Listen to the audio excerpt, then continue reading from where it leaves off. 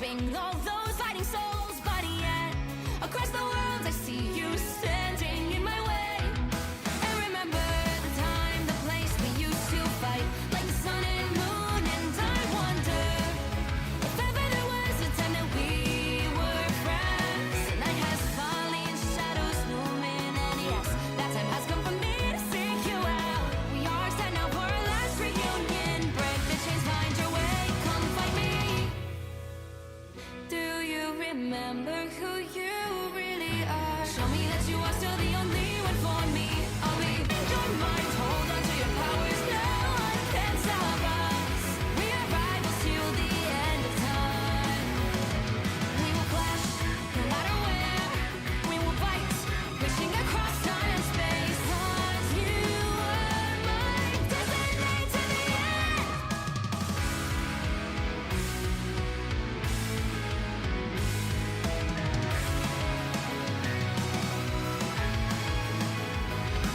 You see the dawn, the flames burning brightly, shining on those memories, and yes, across all time I see you turning the tides.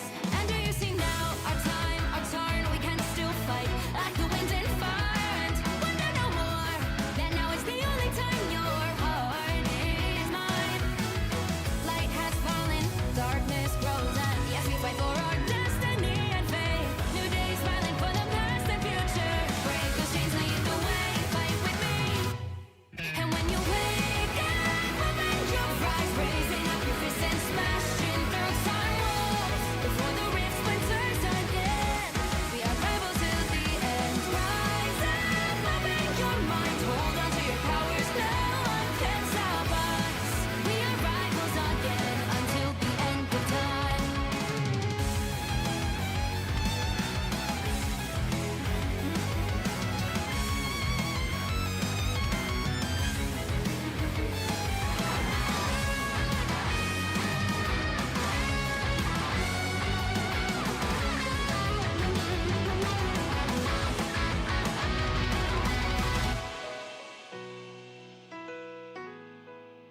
Show me that you are still the only one that matters for me.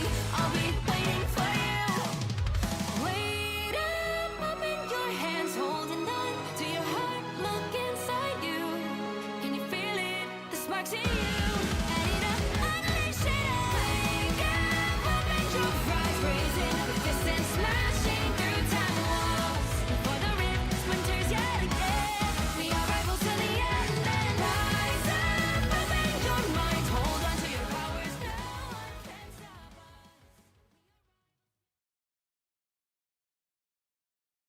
Welcome everyone to episode 4 of Rivals and Rants. There's an S in there. I'm your host Vaudable, and we got some special guests today. We have former Shikigami coach as of today, but looking for organization at Fox. We have Minty from Team 0% and the EU mastermind here from the manager standpoint. And then we have LG STVN, a manager for Luminosity at North America. Gentlemen, going down the line, I usually do like a question at the start. I don't really have one this time, so I'm just going to ask you, how's your day going? How's things been going for you guys in Marvel Rivals? We'll start with Steve and then go down from there.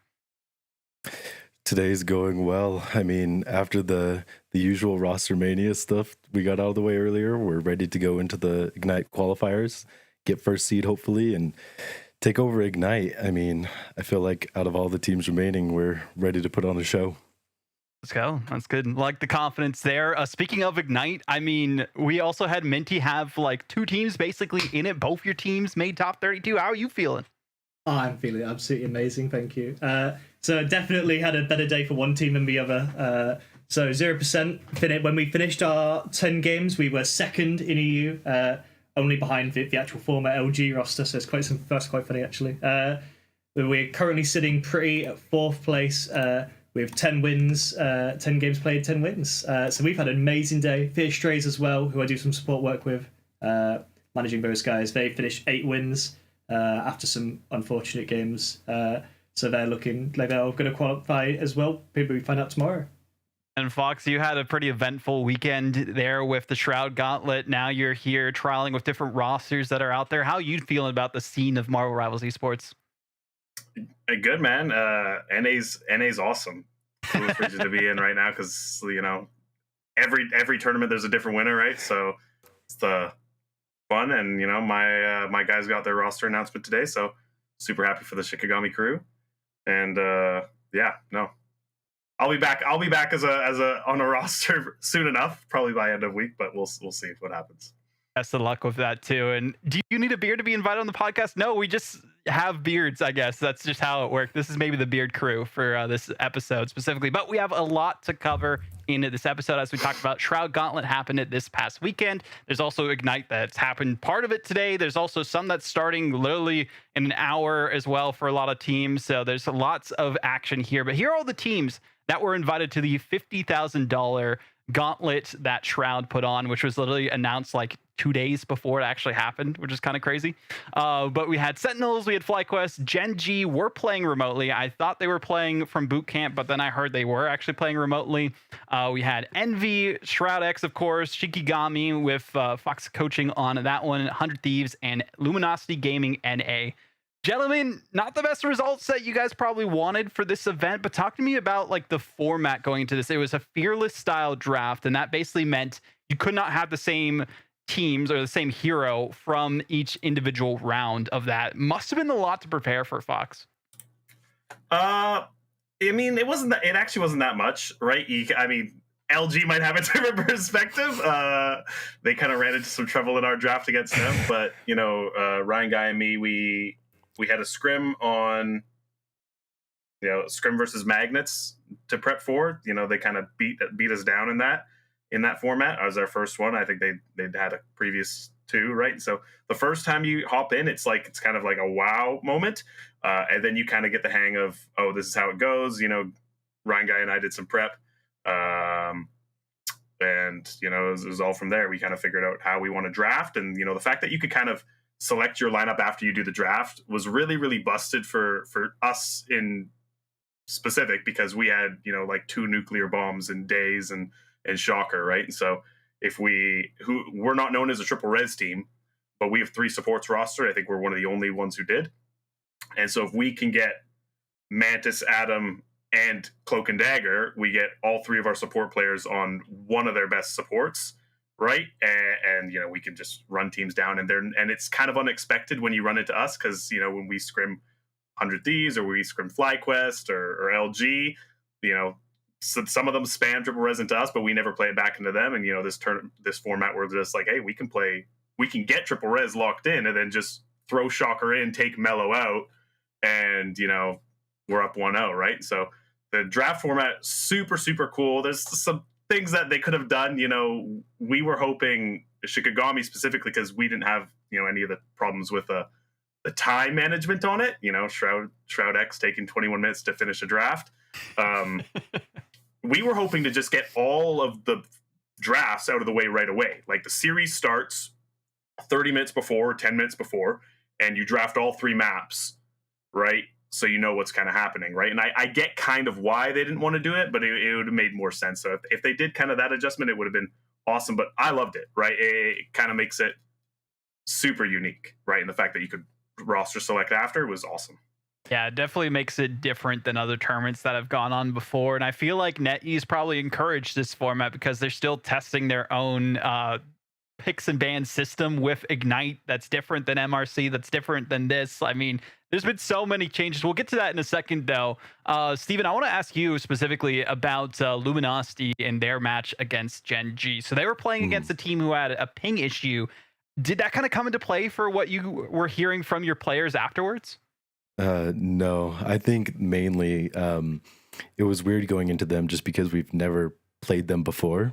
They don't usually scrim here, and plus we weren't very prepared for the weird draft style, so that also affected us.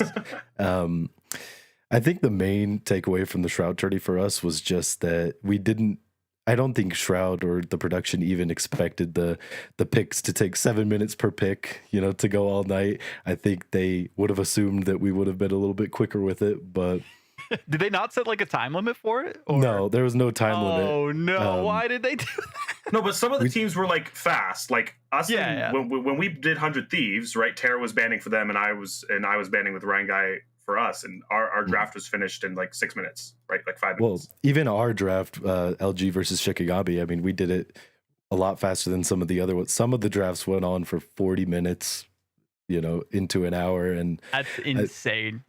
I don't think that was expected by production or the teams or anything. That's why we had a timeline of when this was supposed to happen. And by the time that we got out, the finals should have been starting around midnight is Eastern. The crazy thing about that too, because I saw that there were some players that were playing from EU for different rosters as well, so they literally had to be up from like the crack of dawn till like the end of the day, basically almost 24 hours for this tournament. Shout out Harvey. Yeah, Shout out Harvey. Harvey, rest in peace, bro. Bro should have napped right after they got moved into grand finals. He should have been like, all right, guys, I'm passing out.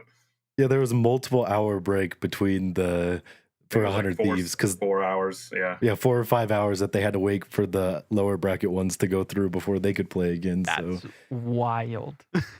Yeah, not exactly what you want to see with a tournament. But Minty, from like the outside looking in here, you got to see this 50K tournament going on, and there hasn't really been as many like really big influencer tournaments going on in EU. I mean, we saw like there was the what was it, XQC event. There's this that Shroud's putting on. He's wanting to put it on more based on what he was saying, like try and do 4 of these if the first one went well enough. Like, I feel like EU is just outside the club looking in, basically. So it's really interesting. I get to do some work with a talent agency in Europe, and one of the big things that we look at is we work on getting like the analytics to give to present to organizations to convince them to actually invest into Rivals. So one of those, yeah, exactly, right. Getting actual organizations in. EU only has, I mean, well, I think it's no secret. We have 3 orgs that are paying players right now in the entire of Europe. There are 18 salary, unless there's any subs. There are 18 starting salary players in the entire of our continent. That's crazy. So it's no secret that, like, in terms of our tournaments are a lot drier than like North America. I mean, you got Shroud is the Shroud X Gauntlet is like bigger than anything. It's bigger than MRC. Like, it's bigger than anything we've had except MR. It's actually bigger than MRA. It's got a bigger prize pool. Like, it's actually bigger than any tournament we've ever had in EU. We would love to get stuff, but the viewership isn't there. There isn't enough orgs backing to. There isn't 8 orgs, so why would you host a tournament for 8 participants? Because those other 5 teams aren't going to draw people in. The best thing we've got is Fight Night. Fight Night's amazing. The people who do it give the top EU teams a real place to showcase their talent, just to lose to VP every week. Literally every week. Every week. Yeah, do you think that's why orgs aren't coming? Why aren't orgs coming to EU? That's a really good question. Is VP a part of that? No, VP's not part of it at all. VP is actually a reason why orgs would want to get involved. VP's got this huge stranglehold. Tell me another game where any team has had such a stranglehold over a region or a title. Like Deadlock, VP, because they're doing the same thing there. VP and Deadlocked. 100 Thieves at the beginning of NA. Yeah. At the beginning of the game, 100 Thieves kind of, or Mutants and then 100 Thieves kind of ran everybody's pocket for. And then Sentinels. 1.5 seasons. I gotta ask you guys, how much did Sentinels have to pay 100 Thieves for the MRC win? How much was the payoff? Hey man, just ban out Vinny and they have Kurova. Like, it's crazy, right? Valid. Yeah. I'm losing my mind. Oh, don't know. So yeah, EU's definitely got the short end of the stick, unfortunately. But yeah. That's how things go. I mean, hopefully with Ignite, things will go a bit better. Talking specifically about the results, because we didn't go over those for the Shroud Gauntlet, if you could bring those back up. We did see Envy take it at the end of the day. They have like a professional coach from like the Overwatch scene that's on their side now. They've kind of formulated the roster from different scenes, and I think they'd be a bit more familiar with this specific draft style. I mean, do we feel, Fox, that might have been the reason why they toppled over some of these other teams that typically they might struggle against? No, I mean, this might just be my hot take. I think Envy's probably the top team in NA right now. Okay. Well, once they picked, like, they had a lot of holes when they first picked up the roster, right? Like, they had Sleepy and some other players that just weren't tier 1 players, right? And then they had, their hard carry players. But then they started poaching top talent and cleaning up and putting holes, filling holes, right? So you add Speedily in, you add Month in, you add Nero in, and you bring in or get out iRemix and bring in Window, and now their roster's just gas, right? So I think right now they are probably the best team, right? I know 100 Thieves had like I don't think they're 3-0 better than 100 Thieves. I think NA is a lot closer than that, and I think that's kind of been shown over the past like couple months that, you know, on any given day, right, FlyQuest, Shikigami, 100 Thieves, Sentinels, anybody can win in any given match. But yeah, I think Envy is probably edging out as the top roster once they picked up Speedily and Window. I think those two really kind of gave them a little bit more flexibility and just firepower at the positions where you really need it, right? Like the top teams, whether it's Spark Chief on FlyQuest, Kraz on Shikigami, Vinny on 100 Thieves, right? They really have a main tank player that can carry on his given hero, right? So yeah, right. So them bringing in Window was big for them, and then Speedily obviously in a Torch Psylocke meta. That guy's insane. So they definitely leveled up because we versed them before before Speedily was the main pickup and before Window came in for Remix, and it was night and day difference. They played us again after, and you could tell just with the new pickups that they were going to be dominant this meta. It's also a sick patch for them. Like 100%. The patch moves away, and I think they might be a lot weaker, right? But like last patch was insane for 100 Thieves with Groot being as strong as he was, low-key Luna, right? This patch with Cap being a lot better and you being able to pick things into Groot, I think, yeah, that hurt 100 Thieves a lot. And Envy, you know, can kind of take their seat currently, you know, as the top team in NA, but you know, that'll probably change next week when, you know, during like I have Fight Nights tomorrow, right? So yeah, Fight Nights tomorrow. We'll talk about that in just a sec as well. And I mean, let's go over the EU results for Fight Night now that we're talking about it as well. So we have seen, you know, Virtus Pro win every single time, but we did see with EU that they had some different teams that were participating this time. So we had Team 1 versus 0%. Team 1 is that old LG roster, and looking at the way that they're performing, looking at how 0%, the new 0%, is performing here. I mean, Minty, how did you and the team feel about the team's performance in this specific matchup? How do we feel about it? I think it's fair to say for the team that we were disappointed. We've spoke a lot about the reasons why, about what happened. There was a few things going on at the time. I don't want to get into specifics necessarily. No need what to. was going on. Yeah. No, do it. Great. But in general, I think we're disappointed. We took a map, which was really good. It was 1-1 at the start. Obviously, it's best of 5, and things didn't go so well from there. We had an amazing performance with Gamma Comp on Midtown, which is great. Things looked really close. It kind of fell apart a bit after that. We were disappointed. It was our first real tournament, especially with like actual viewership in EU. We had eyes on us as a roster. I think we'd been playing together with this exact roster for about 2 weeks at that point. So it was a bit disappointing to go into that environment to get this big setup and to do that, especially since I can't say that actually.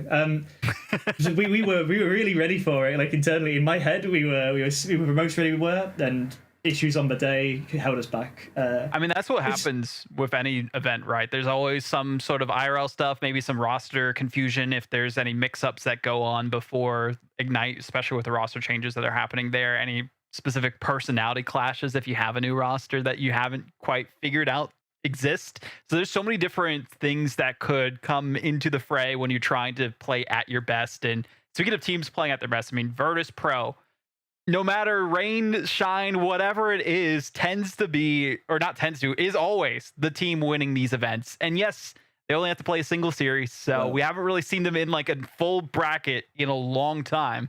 And I can't wait till actual Ignite, so they're truly tested. But you know, they don't need to when they're collecting their $1,000 salary every week. So, They did lose 1 week of Fight Night. I don't know if you know. No, they didn't lose that. I don't believe they just didn't participate, if I'm not mistaken on that one. Yeah, they were defending and they just didn't turn up, and so it counts as a forfeit. So I guess technically they are not undefeated in that. But when they actually turn to play, they've not lost yet. They've dropped maps though. They have dropped maps. It's time. I'm telling you, we're gonna see VP get dethroned one of these days. It's gonna happen. That's true. That's fake news. That's fake news. So while we're on this topic about potential teams that could dethrone VP, I see Fate in the chat. And Steven, I know I asked you ahead of time for permission on asking this question. what happened with Luminosity in terms of holding that EU roster, why they're only in NA now. According to what you know, I know, of course, you probably don't know everything because you're mainly the NA team manager, but is there anything that you could tell those that are kind of curious about the story of why this basically like the second best team, a lot of people are saying, in EU no longer is represented by Luminosity? Yeah, it had nothing to do with the EU team. It had nothing to do with their performance or how good they are, because, you know, they're really good.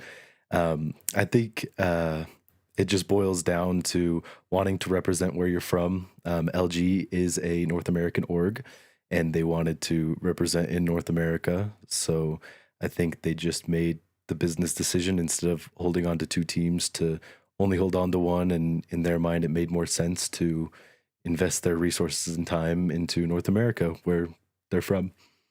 Yeah, I mean, that makes a lot of sense to me, especially when it comes to what we saw recently in Rocket League. That's where I come from. I'm an RLCS admin and also like host of Collegiate Rocket League over there, for those who don't know.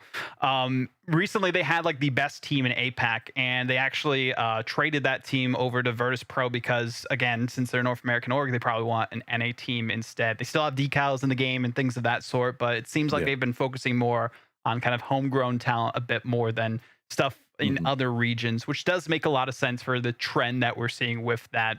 So it's nice to get a bit more insight for those like myself who weren't quite aware on like what the decision was, because when you see the specific results head to head, you're like, this team did better than this team. Why is this team no longer under the roster? And yeah, it makes sense with that kind of a business decision, the mindset that they're going for that. But switching gears back, actually, if you want to go, sorry. I was going to say, NA is just, I know it's been touched on a couple parts, but NA is any team can win.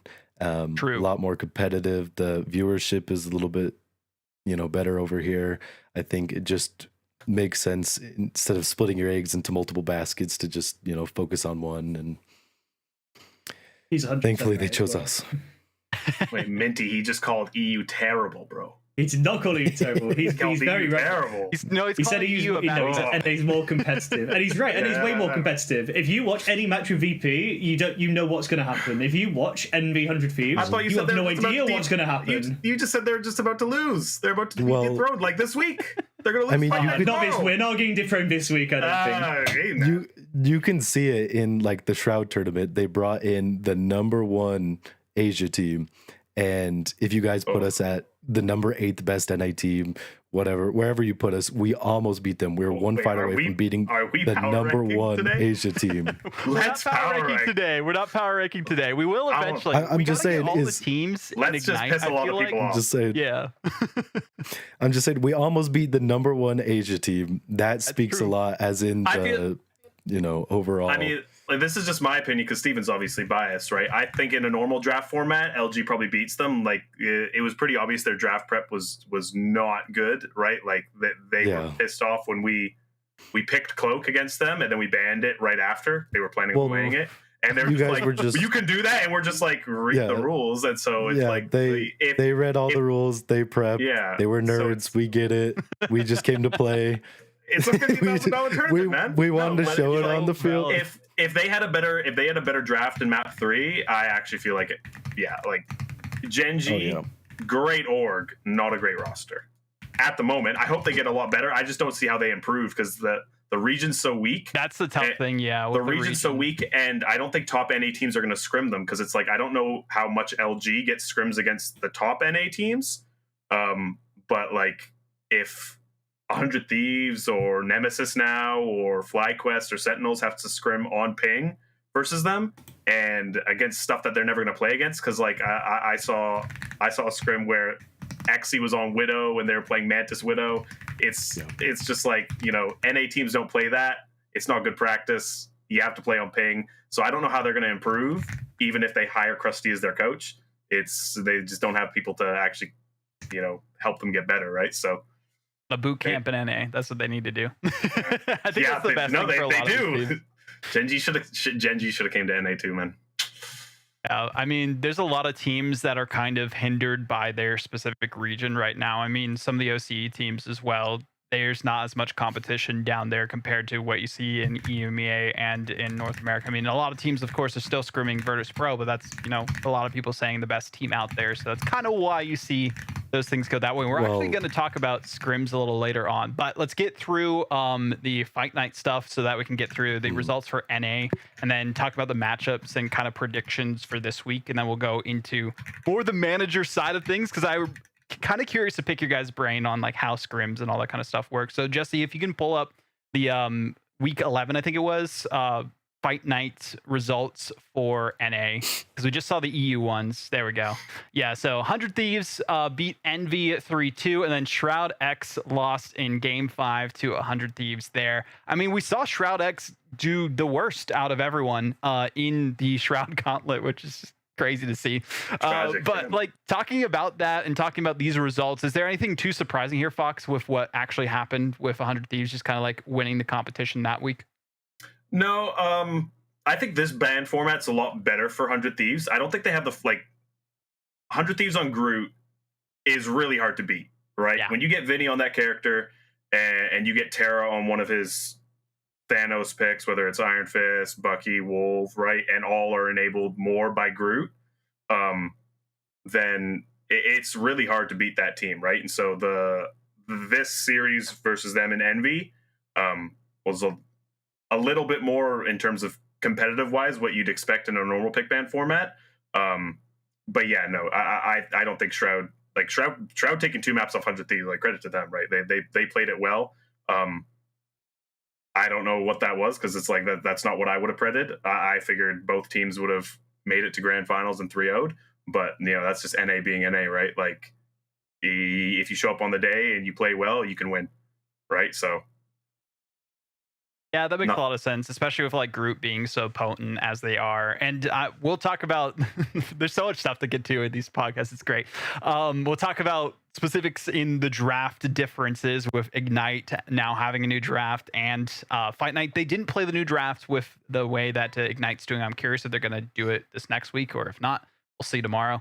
But seeing the results here, not too surprised. Shroud X, they won that weekend before, and people were saying that they were a really good team. We'll see how they do during the actual competition itself. But we got to look at the announce that they're doing the Ignite tomorrow. They are doing Ignite. Bands. That's good. Yeah, that definitely helps the teams prepare for that too, which I think is super important. They probably need to like calibrate their graphics for it as well, because they have like the bands and all that kind of stuff that shows on screen, which is amazing. I feel like MRC and like Ignite and all this stuff, they need to improve their broadcast and learn from Rivals Fight Night, because they don't have any of that stuff. And anyway, me and the Shikigami guys were saying it's like the Fight Night broadcast is so good, right? Like, shout out to Puckett and those guys, right? And ZP and them. Yeah. Like, their broadcast, their graphics. I mean, they know from Overwatch the casting talent. It's just it's the coolest thing that's in Rivals right now, right? Regardless of how much of a prize pool it is, every team wants to play in Fight Night, and we were blessed enough to be the only team that's won it twice besides 100 Thieves. Yeah, that's crazy. Yeah, congrats to the team for that as well. So looking at these specific matchups for this week that we have as well, there's some interesting ones. We have Team Peps back. They didn't do as well as they wanted to in MRC, so I'm really curious how they're going to do against Team 1, which is the old LG roster there as well. So curious how that match will go. And then the winner, of course, playing Virtus Pro in that specific series for tomorrow. I'm sure Jesse will get the graphic up in a sec. I keep throwing him for a loop with all these things. Thank you, Jesse, for all your help on everything. But yeah, we have that matchup. And then on the other side of things, I'm trying to remember exactly the matchups here as well, which I can actually pull up on Wikipedia for what we have for NA. So for NA this week, we have Envy versus Sentinels and the winner versus 100 Thieves. So for the... Let's go EU first. I'll go to you, Minty, because we've been talking about NA for a while, and we'll probably continue to do that. Looking at the EU matchups here, Team Peps, I mean, we're not power ranking necessarily, but where do they kind of lie currently in like the EU rankings, you would say? I think they're good. I think Peps is on paper, I think Peps has not the best roster in the world. Actually, which is weird. It's a weird thing to say, but it sounds contradictory, right? Larry W, not known for being the best player ever. Same for Beetle, who they put on tank. Not players who are famously good, but players like Aura Stealer, who are famous for other things potentially.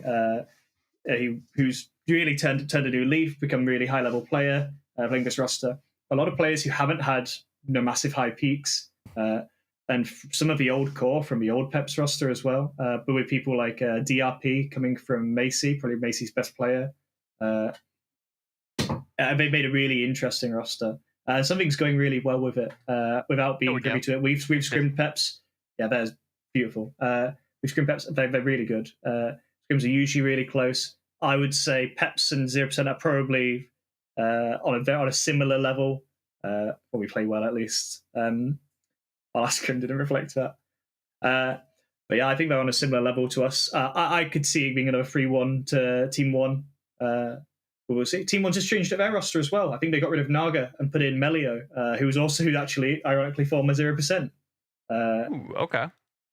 So yeah, we'll absolutely see what happens. But no power ranking here, but I would be very surprised if it wasn't a Team 1 win. Yeah, give us a prediction on like who you think's going to win that series, and then how many games that team's going to take against Virtus Pro, because we know they're probably not going to win. I can see a 3-0. I can see a big 3-0 against for VP, obviously, against Team 1 again. Maybe 3-1. If it goes to map 5, I'll be amazed. But I could see it 3-0 against 3-0. VP beats Team 1, but I think maybe 3-1, maybe 3-2 between Team 1 and Peps. But I think Team 1 are probably no disrespect to Peps. Some of my best friends in EU play for Peps or manage Peps. Great team, great players. I don't think they win this one. Much some of them. Hope they do, though. Prove me wrong. Yeah, I mean, hopefully, again, they have all the chances in the world to prove us wrong with it being best of 5s and then having Virtus Pro be that final boss at the end there. But looking at the NA side of things, Steven, we did just talk about how Envy likely to be the best team in North America right now. I mean, with this draft format, do we think that's going to be a case, or do you think that Sentinels might wake up again and be the Sentinels that won MRC? I unfortunately don't think Sentinels is going to be a problem for Envy. I'm really looking forward to that finals match between Envy and 100 Thieves. I think that's the real match to look out for here. I think it's going to be Envy 100 Thieves again, just like in the Shroud Gauntlet. But then I couldn't tell you which one of them are going to win that, just because 100 Thieves beat Envy the first time, and then they met in the grand finals, and Envy beat them that time. It might have been a sleep thing. 100 Thieves might have just been tired. You know, I think it was 5 a.m. when it finished or something like that in Eastern time, which is just crazy. It was late. I tried to stay up and be in the VC with all of the remaining teams and help them kind of get a little bit less bored, but I ran some crosswords with a couple of them, and yeah, it was fun. Yeah, it was like a 20-person crossword puzzle, bro. Yeah, we had a whole VC we were just all the pro right players below, being like, what is everybody doing over there? It's like, oh, crossword. Yeah, Steven. Yeah, I had the crossword on the share screen, and I kept them entertained for a while, but then I had to go to bed too, so I couldn't keep them entertained till 5 a.m. Yeah, that's probably as soon as the crossword finished, they started to doze off. So you're the reason why they lost. I hope you I am. You should have let Harvey sleep, bro. Kaluj and Cal were the two that helped me with it the most. So I mean, Envy was in there.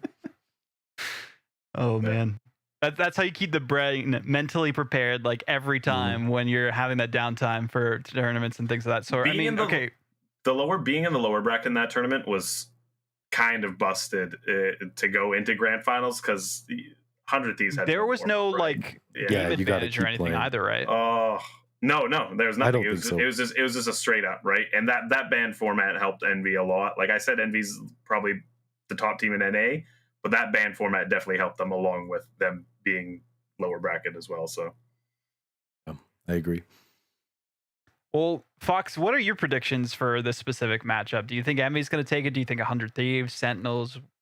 I think we are all just saying Sentinels isn't going to win. So, yeah, I mean, Sentinels is doing a lot of weird things, right? In scrims, they're playing. I mean, I don't want to leak it, but they're playing some just weird stuff, right? Where it's just like, I don't know what they're doing. They're making a lot of roster adjustments. They're picking up a lot of ranked players from that don't have a lot of scrim experience, right? And so I don't know if that's going to actually help them. Maybe it works out well for them. I have my own personal opinions about that, but yeah, I think Envy, in this new ban format, where because I think Fight Nights is Fight Night doing it, Steven? Where the advanced ban format? Do you guys know? they're doing the Yeah, Ignite so format. I think this hurts Sentinels a lot, right? Because what makes Sentinels strong, at least in the previous format, is Rhymazing is just insane on a few characters, and you're not going to ban those because then you're just wasting impactful bans. But because this is a ban format where you're not banning yourself at the same time, You can just ban whoever you want. but you can you can target ban somebody, right? Like when Ryan Guy and me were like looking at this ban phase, he's just like, oh, I can just target ban somebody and just ruin their hero pool, and then you're just playing 5v6, right? And so you can get really creative with this new ban format and the fact that it doesn't any of your bans don't impact you, right? So it'll be really interesting to see how Sentinels prep for it, right? Maybe Nectar and Logan are really big pickups for them, but it'll be interesting to see. I expect Envy to probably win 3-0, 3-1 in lower, and then I actually probably think 100 Thieves will win. I think being champion at Fight Night is a big advantage because you're only prepping for one team, and Makes sense, yeah. And you have like a 70-30 idea who you're probably going to play most of the time when you see the lower, right? And so that might be why, like Shroud was able to go 3-2 versus 100 Thieves last time, because coming from lower is hard to win, even though it's happened the last like 4 weeks in NA. But yeah, I think 100 Thieves would probably win 3-2, right, in finals versus Envy.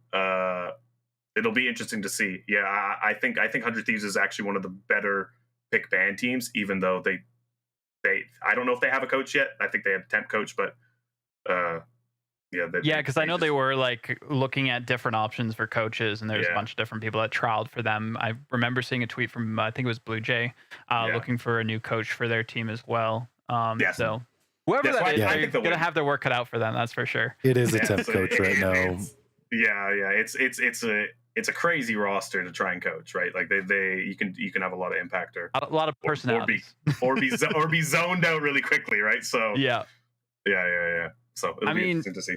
That's something that we can talk about here before we move on to Ignite as well. Kind of like the coaching mentality, the managing mentality, and things with Marvel Rivals compared to other esports, right? Because the game's so new, because the scene's so new, and there's just an explosion of org interest, at least in NA, and a lot of players coming from either tier 2, 3, or even 4 in certain games into the scene that either do have experience or don't have experience and expect certain things. We'll start with the managers first, then we'll go to you, Fox, afterwards.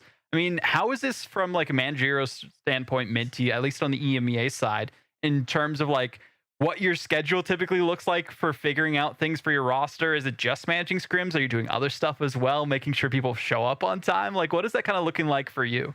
It's a great question. So I'll tell you one of the things we just encountered. So in my personal life, I don't know how much you guys know about me, if anything. I'm a teacher. So my job is I'm the esports lead for a big online school. So I have students in America, I have students in Asia, in Europe, etc., all over the world, which is really cool. So I do a lot of safeguarding stuff. One of the players for 0% is below the age of 18. So one of the big ones we've been doing recently is we've been working directly with his family to help them to understand what esports is, what he's doing. Awesome. But also I hope it's to sound weird, to help him. And his parents were rightfully concerned that, hang on, my 17-year-old son is spending all day with a load of middle-aged men online every night. Is he being groomed? Is something going on here? They're promising him money with like video games, and this doesn't sound right. So working with them to explain what actually is happening, that, well, actually this is a career. These are professionals that we have Line Pro on our roster, who's a former professional player in Valorant. Probably helps a lot, yeah. So talking about this, he's here. So this is the path it can take you down, and the things that it can do. Obviously, he did like 3 months boot camping in Korea when he played for Laser Kittens and Overwatch. So this is some of the amazing opportunities it can do, and obviously my work prepares me for that as well. So we did like parent workshops basically on what that looks like. We had to get I don't know if this is a fair warning to any NA teams who are about to play who have people below the age of 18. In the Marvel Rivals Ignite terms and conditions, you are required, if you're below the age of 18, to have signed a parental consent form for your club. Yeah. So we made sure that we did a parental consent form for him before he played in Ignite today. So we created the form, we did the template. Him and his dad physically signed it and PDF'd it, sent it across. NA, you have 15 minutes. Get your players sorted, get signed. So Gonna that be was a one of lot. the things that we've done. There's a lot more to it than booking scrims. I think I saw a big thing on Twitter before about Overwatch. Don't you guys run Overwatch at all? I know Shikigami was specifically. About some players who basically said the only reason that we have managers is because players are too lazy to book scrims. And I just don't think that's true at all. I think managers contribute a lot more than that. I do a lot of the main decision making for my team. We have former professional players, former people who've been with professional teams, analysts for Twisted Minds working with us. We have people who've been with tier 1 organizations, and yet I still manage to find value in what I do.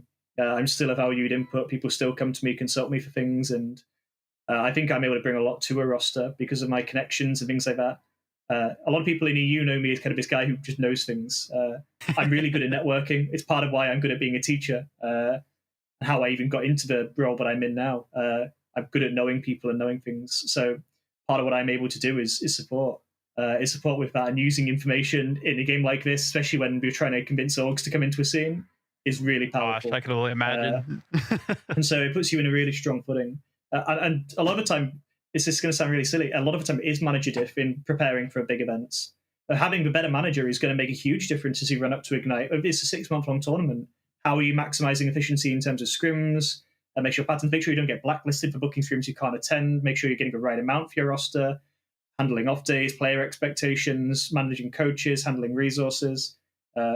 These are all responsibilities and roles for manager. Steven's nodding his head like, yeah, he said everything I wanted to say. I'll pass over to him in a second. But I think it's really easy to see a manager as a scrimbot. A manager's not a scrimbot. I know really talented managers like Steven, Jestik, who does Zero Tenacity and Virus in North America, who's amazing as well. Noria, who does Yoin Kanda here in EU. She's fantastic.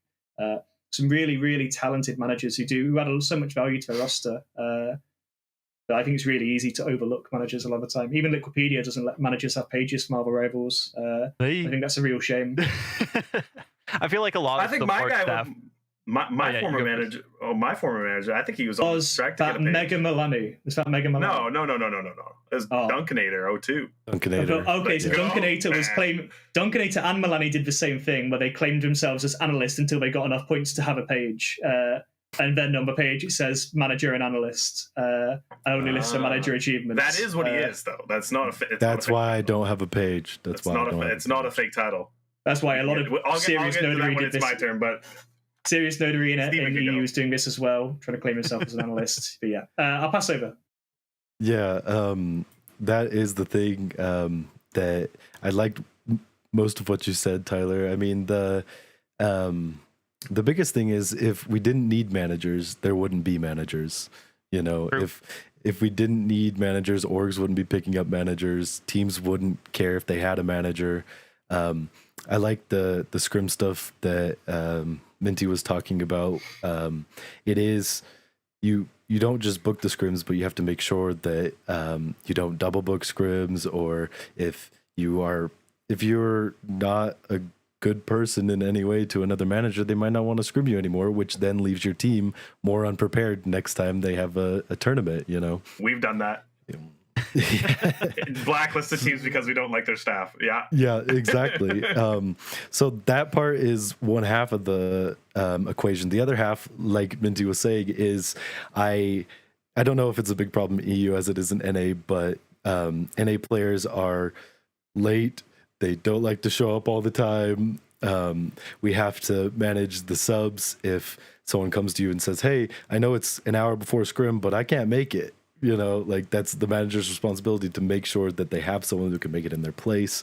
The team decisions, like Minty was saying, is like if half your team thinks something and the other half thinks the other thing, you got to be the voice in between. If one player has a problem with another player, you also have to be the principal. Basically HR, you know, yeah. Take them to the principal's office and make them talk it out. Managers do a lot in NA and in EU to not just to book scrims, but to be the... And another thing that org managers know, like I am also the voice between LG and my players. If my players want something from LG, they'll tell me, and then I go get it done. If LG wants something from my players, I tell my players, and then they go get it done. So that's another big component of it, is just if you don't have an org managers also help you find an org. I know Fox was really good at helping his team find an org. But usually it's a manager's position. I did a lot of this manager stuff, but I had Tony do a lot more, in my opinion, important things, and I took a lot of the admin stuff. So so basically, how my team sees it or how we function is like I am the tiebreaker in decisions. I make sure we have good practice in scrims, and I'm the communications of the team between the team, the orgs, and tourney organizations who put on tourneys. They come to me, and then I make sure my team's ready, and then my team goes and plays in it. So we're like the glue that holds it all together and make sure everything runs smoothly, like practices, games, everyone's on at the right time. I scheduled a practice for an hour before this. They should be on here. You know, it's a lot that goes into managing that a lot of people would probably be overburdened if they had to do it as a player. Makes sense. It takes a lot of hours for me to do what I do. One of the things that you said, Stephen, that I really like, I think separates a good manager from a really great one is making scrims purposeful and not just having it just be random teams and random blocks, is having a structure to it, but we know what we're looking at. It's really easy to just say, book a scrim. Anyone can book a scrim, but how do you make sure that it's the right team for what you want to do? So we have blocks again, but we deliberately book teams that we think are weaker, where we practice certain things, where we try and do comps this day. Like, maybe the early block is usually we'll try and book a weaker team for an early block, almost as a little bit like a warm up. We try some new things. If the things we're trying work well, maybe we'll try them against a stronger team in the later block. We do a lot of double blocks. We think double blocks are really important for endurance training. Like Ignite is going to be potentially like the Sunday schedule for Ignite looks like it's going to be running for about 6 to 8 hours. That'd be crazy. It's going to be a long day. The Shroud tournament is all the endurance training we need. You know, that's super true. If we got one of those in EU, we'd be fine. Give us Shroud EU next, or at least invite some EU teams to it. Region diff, man. I don't know. We played a double header in the Shroud tournament, and then we got out, so we didn't get that much endurance training during that. So we have to do what Minty was saying, is we have to do endurance trainings with triple or double blocks. You're saying we need more best of 1 10-match limit tournaments to prepare people for qualifiers? No, of course. Those 10 best of. I hate MRC's format. Can we all take a minute just to say how bad the 10 best of 1s against random GM teams is? Like it doesn't. It's a waste of time. It's not even random GM teams. Like what is it? FlyQuest last MRC ran into magnets. Yeah, true. Really? Those are two top 10 teams in NA. It's like one of them just takes an L for no reason. It's just so bad. It's so bad. Well, that could happen tonight in the NA qualifiers. I mean, there's some really good teams that are trying to qualify for Ignite. There's not enough good teams. If we run into like the second best team tonight, one of us is going 9-1.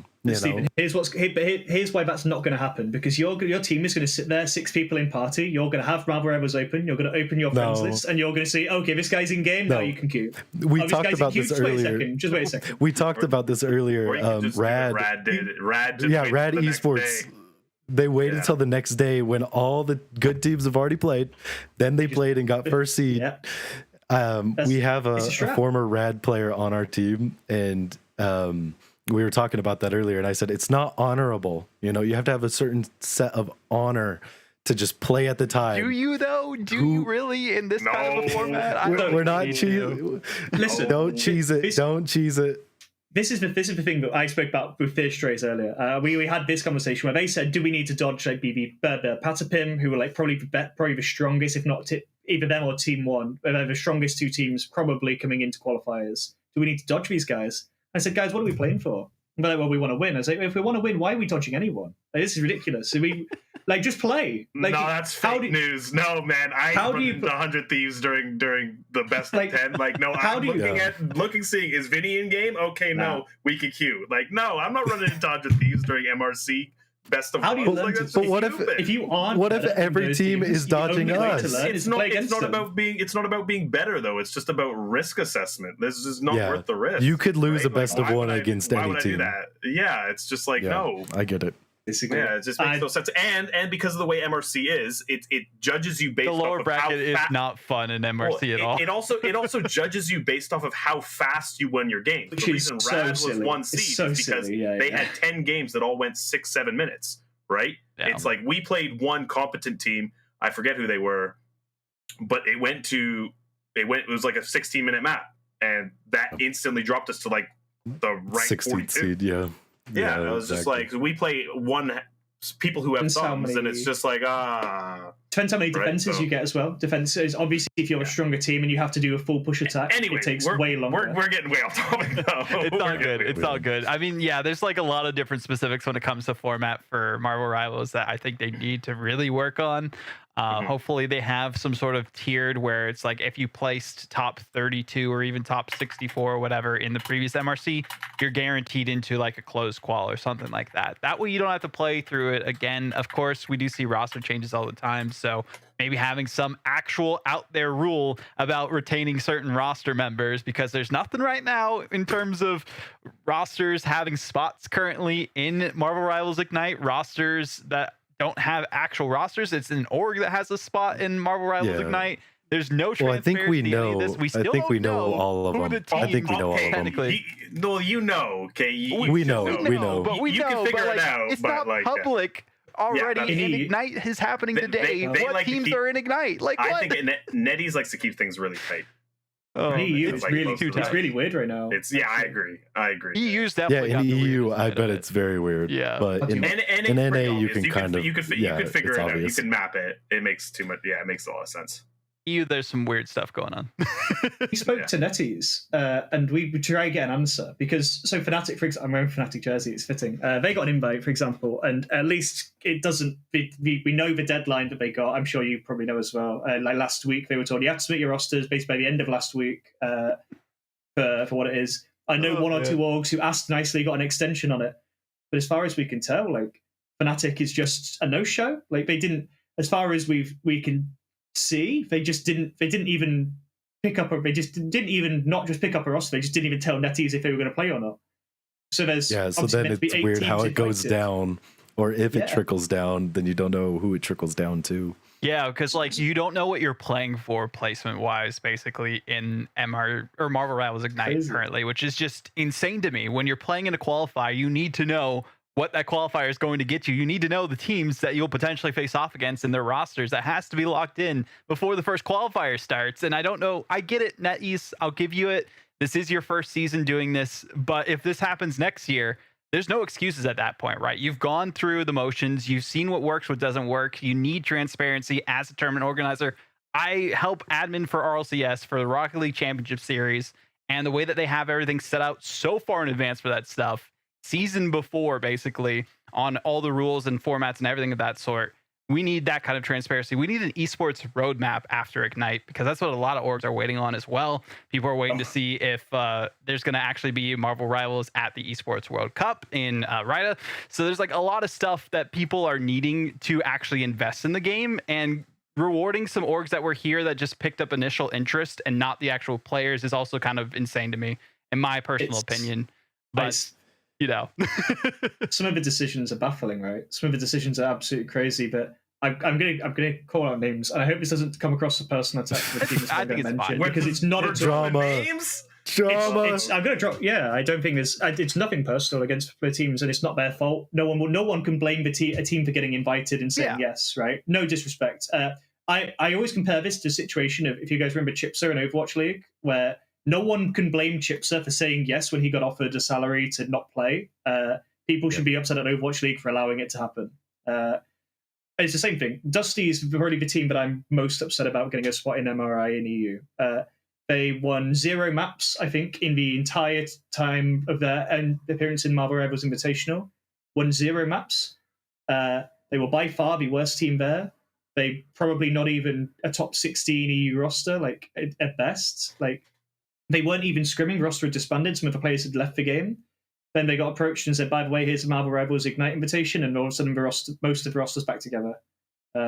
which team was this again? Sorry, I didn't hear. Dusty in EU. It's nothing against them. Whereas teams like Team One, who played for LG, who, all things considered, they earned the spot. The invite may have gone to LG, but those players earned the spot. Didn't they like technically qualify twice as well? Yeah, because they were top 4 MRC and top 4 MRA. But because the spot went to LG, those players now have to play qualifiers again.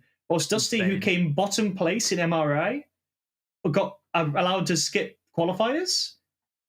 It's really silly. I understand what NetEase is doing, trying to appeal to the orgs and keep orgs around by basically saying, look, if you stay with us and you stay in the ecosystem, we'll keep rewarding you for being here. But then the orgs at Alkadesh have to play qualifiers anyway. And there's 3 orgs in EU, and only 2 of them got invites, and we're inviting Dusty. Well, like OWCS, I think they handled it really well. The spot in OWCS stays with the majority of the players. So if you move orgs or whatever, well, then the players are more valuable too. Yeah. I mean, we just saw it with Nightmare.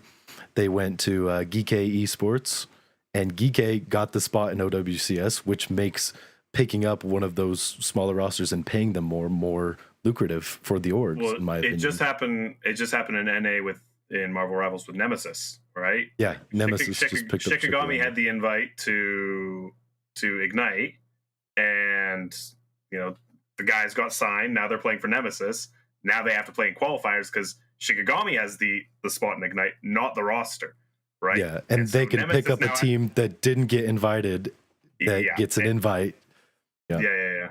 I think it just waters down the competition a little bit too much, especially with some of these teams that, they might get through the open qualifiers, but they also don't have the same practice, right? They're not screwing the best teams. They might just form just for this tournament, and it's not going to be exactly what we want to see from a tier 1 event for Marvel Rivals. So there's so many different things we could talk about, the speculations with like what the reasoning is behind this. And I think you said it best, Minty. It's probably just to appeal to orgs who got in early and say, hey, we have plans and there's this big event, you should participate and have a team. But I think player first is always the way you want to go in terms of building your esport from the ground up, and that's where a lot of different scenes did it correctly. I mean, going back to Rocket League, because that's what I know, the players do hold the spot, the org does not hold the spot there. They do have some sort of like marketing thing now. There's no league play, it's just an open system where you'll get decals as an organization, you get like a stipend, things of that sort. So maybe we'll see that in the future for like teams who do the best in Ignite. You get some sort of like in-game skin or something like that, or costume as they call it, for your well, it punishes players like Shikigami. They're punished for qualifying for Ignite. They can't go to an org that will pay them more or give them more resources unless they want to give up their spot for Ignite. Yeah, they can stay with the org that's paying them less if the boys didn't care. There's not lower top. Shikigami is one of those teams that wouldn't care. Once we realized he was getting invited, we're like, wait, we're not. I keep on saying we. I'm no longer part of the team, but it's like Nemesis. LG is going to be down there. Eurus is going to be down there.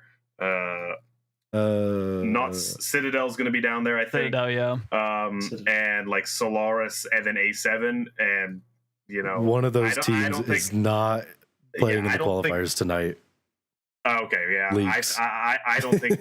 I don't think that. Yeah, I'm assuming one none of those teams like are better than Shikigami now, Nemesis. Because we don't really know what's going on with all the invites just yet, too. So there's just so much confusion around that. But again, we'll talk more about that in the future. What we do need to talk about is the actual results that we've seen so far today. We did have 3 regions already finish their competitions. The one's about to start, literally actually starting right now for NA, I believe. So let me see if I can share my screen real quick, because it's just the in-game that we're looking at. If you can bring it up, Jesse, no rush on it too.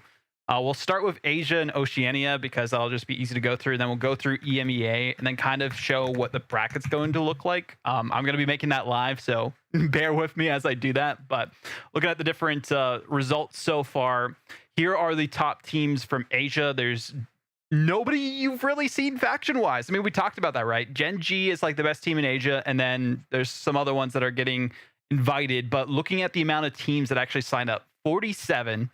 And basically 7 of them did not play a single match. A team who did not win once made top 32 bracket. Out of 6 games, yeah. They played 6 games, and they played the same team 3 times.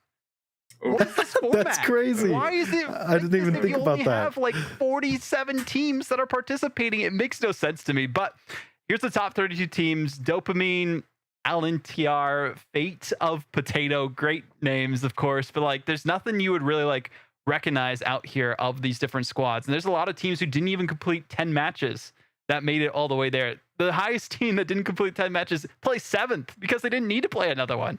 So it's like, with this format, it does not work with the amount of teams that are available to participate in these matches. I mean, do we know any of these specific players that are in the qualifier for Asia? I mean, this is the top team apparently that's out there. I barely care about EU, let alone the other 3 regions, right? Yeah, so it's like these qualifiers for a lot of different people don't really matter too much, and I feel like might have been better if you just did direct invites for some of those regions for the top teams, in my opinion. But again, that we will see what they do for that in the future. Looking at OCE, it's even worse though. So there's a team that did not even play a single series that made top 32. OCE Demons. Yeah, How were they chose over the other ones? That's what I want to know. That's a good question. How were they chosen over all these other teams? I think they're registered first. right? Yeah, maybe they registered first. They're the highest ranked players on the team, maybe. One of the two. Have a higher ELO average, right? Yeah. It could be it. Let's see. I don't know. Maybe Netties will see this and GM3. And they'll adjust the format, right? Like, I hope so. I hope they adjust this for Split 2. They're not even like format, but like regions that are invited. Because like, if OCE shows up to what I think that mid season will be either a LAN or grand finals will be a LAN, right? Something like that, right? When that happens, right? If the OCE and Korea teams show up and they're trying to compete against, I think, the 8 NA teams that make it, it's not going to be entertaining. It's not going to be close, right? Like, yeah, it's going to be kind of crazy. Yeah, like. Like I've heard of Ground Zero, they played in MRC. Besides the top 3 or 4 teams in EU, like, it's all just NA, right?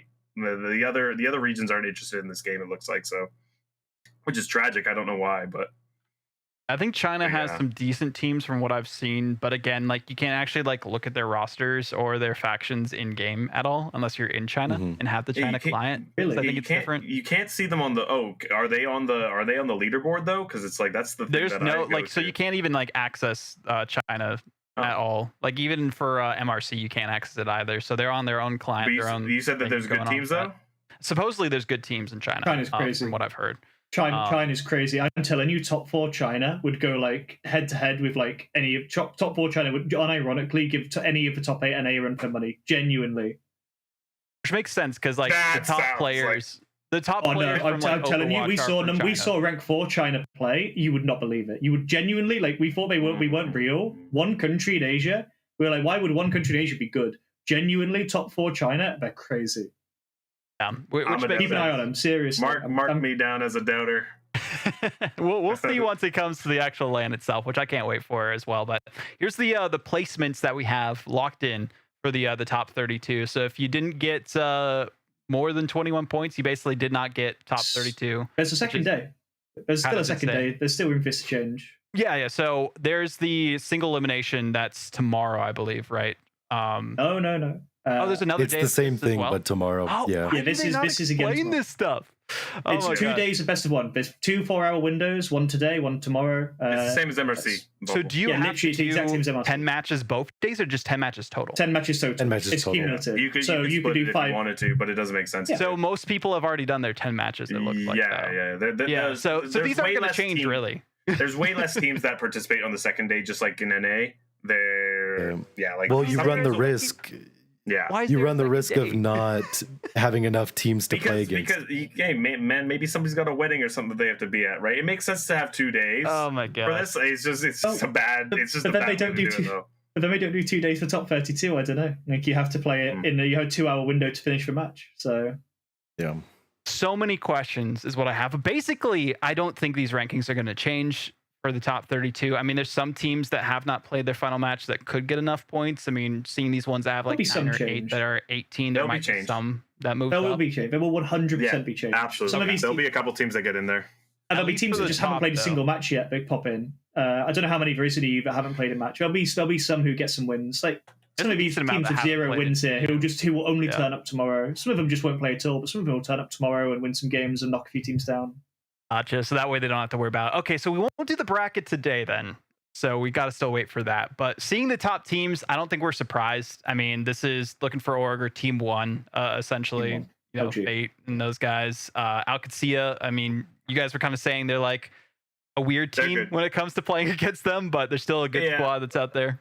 They're good. Yeah, I mean, like we played one EU tournament that was super scuffed. The tournament organizers were not clear on the rules, right, and things like that. And we're a well prepped team, and so when we're saying the rules weren't clear, it's like the rules weren't very clear. And yeah, there's this EU tournaments are scuffed. But anyways, Yeah. Alcancia so- is really yeah. funny. I know multiple orgs have stopped scrimming Alcancia because this is going to sound really strange. They learn so much from scrims, and then they feel because they're not necessarily always performing for creators, they have a crazy roster. If you ask me who I think is the best roster, like in terms of the talent on it, Alcancia would probably be my top 5, like easily. Lakaya is probably, like in my opinion, one of the Oh, best yeah, they're techs in pretty the world. Yeah. They have a crazy roster. Helis is was a sub for. I think Lindstrom as well was subs for Lindstrom's VP. good too, yeah. what is this EU glaze, bro? But then they don't win anything. No. They win nothing. They'll scrim against like. Then they're not a good roster. Oh, the talent themselves are fine, but their roster don't perform. You They got don't. a good but- roster, then you'd Yeah, win. Just saying. Yeah. So Really good. we Yeah, basically you're right. know Yeah. like what the top teams are going to be coming out of this, right? So we have looking for Org, which is Team One, Alcacia, Brim Patapim, 0%, of course. Who's Blood Cariudo? Is So I that can like? answer this. Oh, Eric I actually made okay. this team. That's solid. That's So I solid. made this team yesterday, just with a load of people, just with some friends who didn't find teams in the end. So I actually made this roster You in made this 6 roster? hours. Yeah, I made it in 6 hours. It's my proudest accomplishment. They did Yo, one shout scrim out. yesterday, and they played as Minty fan club. It was great. It's true. Shout out Leolas if you're watching. Yeah, it's Leolas, Gainer. It's who's the other people on it? There's Eritera, who was former Z10, Crazy Yep. Kitty. Calf is great. iMonkey's the starting tank. And there's Zenny as well, is the French support player who was We Play Wolverine last season. How do you feel that team's going to do, I guess, since you like helped put them together? They've played together for less than 24 hours. I Sounds said like to them, I said, I was amazed that they won 10 out of 10. Yeah. There was less than 20 teams that have won 10 out of 10 so far. I said I was really, really impressed by that. Yeah, only 9 teams so far. 90, yeah, there was no crazy few. The talent is great. Leolas is one of the better DPS left in EU. Gainer's a pretty good tank. Not everyone likes him, but he works well with people he works well with. I think the backline will see how they hold up against more coordinated dives. If you look at the matches, they didn't really have many challenging matches. Yeah, I was looking through. It's like I don't really recognize any of these, but I feel like it's probably the same for the looking for Org squad as well. Yeah, Yeah, they had to play Yoinkanda, who Yoinkanda's pretty good. Yoinkanda's Okay, made up of some yeah. former 0%. Etsu, who was the captain for OG Esports. Vertigo as well, who's pretty good. Oh, yeah, he was Etsu, yeah. Avengers. Yeah, these guys are pretty good. Monk Mutter's crazy. it's a decent roster. Yeah, In both higher rank than him right now. I'd say that in. I think they played the Clover too. The Clover, these I don't know any of these players, but then they randomly like won some good games. They beat some good teams today, so I don't know where they've been hiding. Oh yeah, they beat you guys because you're Strays. helping manage Strays there. Yeah, it was a close game. Oh, I got so tilted watching that game. We swapped to Strange Need to to go back to TP. Our support swapped Strange because they're first one to die. And then no one swaps to second support. And so we're sitting there with 3 tanks and 1 Luna. I'm like, no. I Nah, saw I'm into the I replay. saw GM1 when you loaded in. Oof. It's The lower than NA Coach- qualifiers are That's- starting right now. It's lower than Coach Low, man. You can't be GM1 qualifying. Oh no. I'm Celestial 1 right now, void Manager Low. talent. But yeah, so there's these teams that are out there so far that have made it. I mean, you have a lot of different teams that are out there. Any like teams that are notable in this like lower side that you kind of expected Minty to make it into the top 32 or not really? That's a really great question. Honestly, EU's, but this is a small scene. I think there was Yeah. 169 total teams in the EMEA that signed up. Of those, I probably recognized maybe at most 30 of those teams. Yeah. There's teams that I don't recognize in the top 20, in the top 32. Sorry, There's teams I recognize below it, like Semper Hakushin, who are currently 36. If they've got one more game to play, if they get a good time, they'll barely qualify for top 32. There are teams as well who just, I don't want to say got unlucky necessarily, but who didn't really get a fair shot at the games. Atria aren't a bad roster, but they've had 8 games, like they queued into 0% twice. And no disrespect to their roster, but they were never going to beat 0% once. Then they queued into them a second time. Which feels really bad that in their first 5 games, they played a team that didn't drop a game twice. They're not so bad. They're not the best team there. Yeah, they played 0% twice. Which is, it's a hard one. They've been 3 games apart. Like, we played game 2 and game 5. That's so tough. Like, see, maybe that's why you want to dodge. Yeah. The only other one I think that's below it's valid, man. You can't be running into teams that are actually have a chance to beat you. Yeah. There's only 2 teams I think that are really worth even mentioning a bit below this. This point, just above you, there is the Uncles in 65th. I remember seeing that. This is the Basong team. Basong's okay. He's a DPS player. This team's fine. I think they hadn't finished the roster. They lost, like rough game against Exo. Ryzen aren't the most serious team. So being them makes sense. But losing to Chrono makes Chrono team make sense. Chrono team's pretty good. There's the X Lazy team. I can see that. I think that's the best team we played against today. I love this as well. I think they're 54th right now is Supernova. I don't think they've got a Supernova did decent in MRC, didn't they? They did. I mean, no disrespect to the players, they also got an absolutely incredible bracket. You couldn't have like Jesus Christ could have come down from the cross and he couldn't have made a better bracket for you. Like no disrespect to the players, but I mean their tank is like Eternity 50 peak. Like they're not a crazy roster. They play a lot together. They have taken some maps off of some good teams. The teams they played against today, they haven't played anyone particularly impressive. They lost to Luigi They could potentially Gang, make it in top 32 because they only lost once. Yeah. Luigi Gang, if you don't know if you've seen their roster, they're like the highest player. They've got one player who's Celestial 1, and they've got one player who's Eternity, one player Celestial 1, and like a load of like low Celestials. Like that's who they're losing to. I mean, no disrespect to them. I don't think they're a top 32 team. But that's the thing with the format is any team you can get it right. Any team, randomly. Yeah, man, that's the thing. It's like if you ask 100 Thieves, do you care who you run into in like the MRC format? It's like they'll say no because they think they're better than everybody. But if you ask them, do you want to run into Shikigami or even LG or something? They'd be like, no, we would really not rather do that because then it's a risk. You can just have a 10-minute time and it's a best of 1, right? So stupid things happen in best of 1s. Anything can happen. Shikigami almost lost a map, I think, in our MRC season 1, right? It was we almost lost a map. There's a lot of crazy stuff that can happen with best of 1. So before we move on to kind of North America, looking at how stuff's looking there so far, Minty, out of these teams, only 4, at least for this first split, then 4 for the next one because they split it up, can make it into the actual Ignites. Who are we feeling you're most confident with are going to make it? Is it just the top 4 that we see right now, or are there going to be potentially some upsets from other teams that are out here, or are they kind of like locked in that those will be the 4? I hope I don't upset anyone saying this. I think Team 1, looking for Org, Berber, Patapim, and 0%. I would be very surprised looking at who they're going to play in brackets for the foreseeable games. Yeah. I would be surprised if they didn't qualify. Looking at the other the rest of top 10, I think Alcadzia got a nice run. I don't think they're a bad team. Again, I really like them. I really like everyone there. I don't think they're a top 2 EU roster ever. No disrespect to the players again. They got a very fortunate run. They got a lot of defense starts, right? So I would say the other 3 are pretty safe to say, yeah, those are contenders for top 4 easily.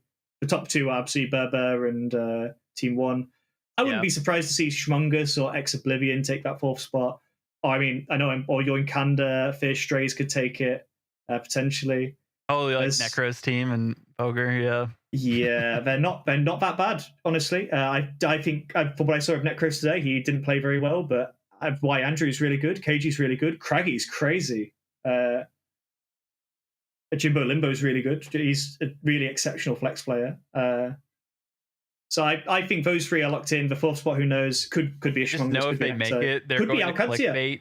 They're going to clickbait so hard their thumbnails and stream titles for all of eternity if they do make it. So They I'm won't calling make it. out all of EMEA. Do not let Schmungus get top 4.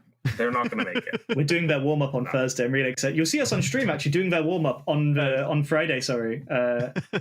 So yeah, that'll be exciting. And I think you'll see Blood Corrido scoring them tomorrow at 20 Cest if you're interested. So you'll get to see them play. So we'll see how some of those matchups turn out. You're not a Dart Monkeys believer, Fox? Yeah. In NA? Dart Monkeys? No. Yeah. I mean, like these streamer teams, like even Okay. Schmungus, man. It's like, okay, I banned Spider-Man. You have no like, no offense to Necros, he's a content creator, right? He's not a good player, right? He's not a pro player, right? You ban his one or maybe two characters. You force him on like Bucky or something. It's like, bro, turns into me. Guys, he said like, come on support now. is the easiest to get to Celestial in. So he would God's just sake. play In support. EU, sure. Oh, I'm sick of this EU slander. EU Hey, players man. Q1 to NA because the games are easier. Oh, man. Okay, No, EU players queue into NA because the games are more fun.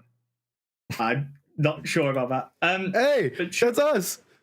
That is That's a- Luminosity. Oh, So yeah. let's talk about the Luminosity Oh. roster, because he did say there were some changes that happened here, Steven. Yeah. Yeah. Oh, Who's new? Who stayed? What's going on here?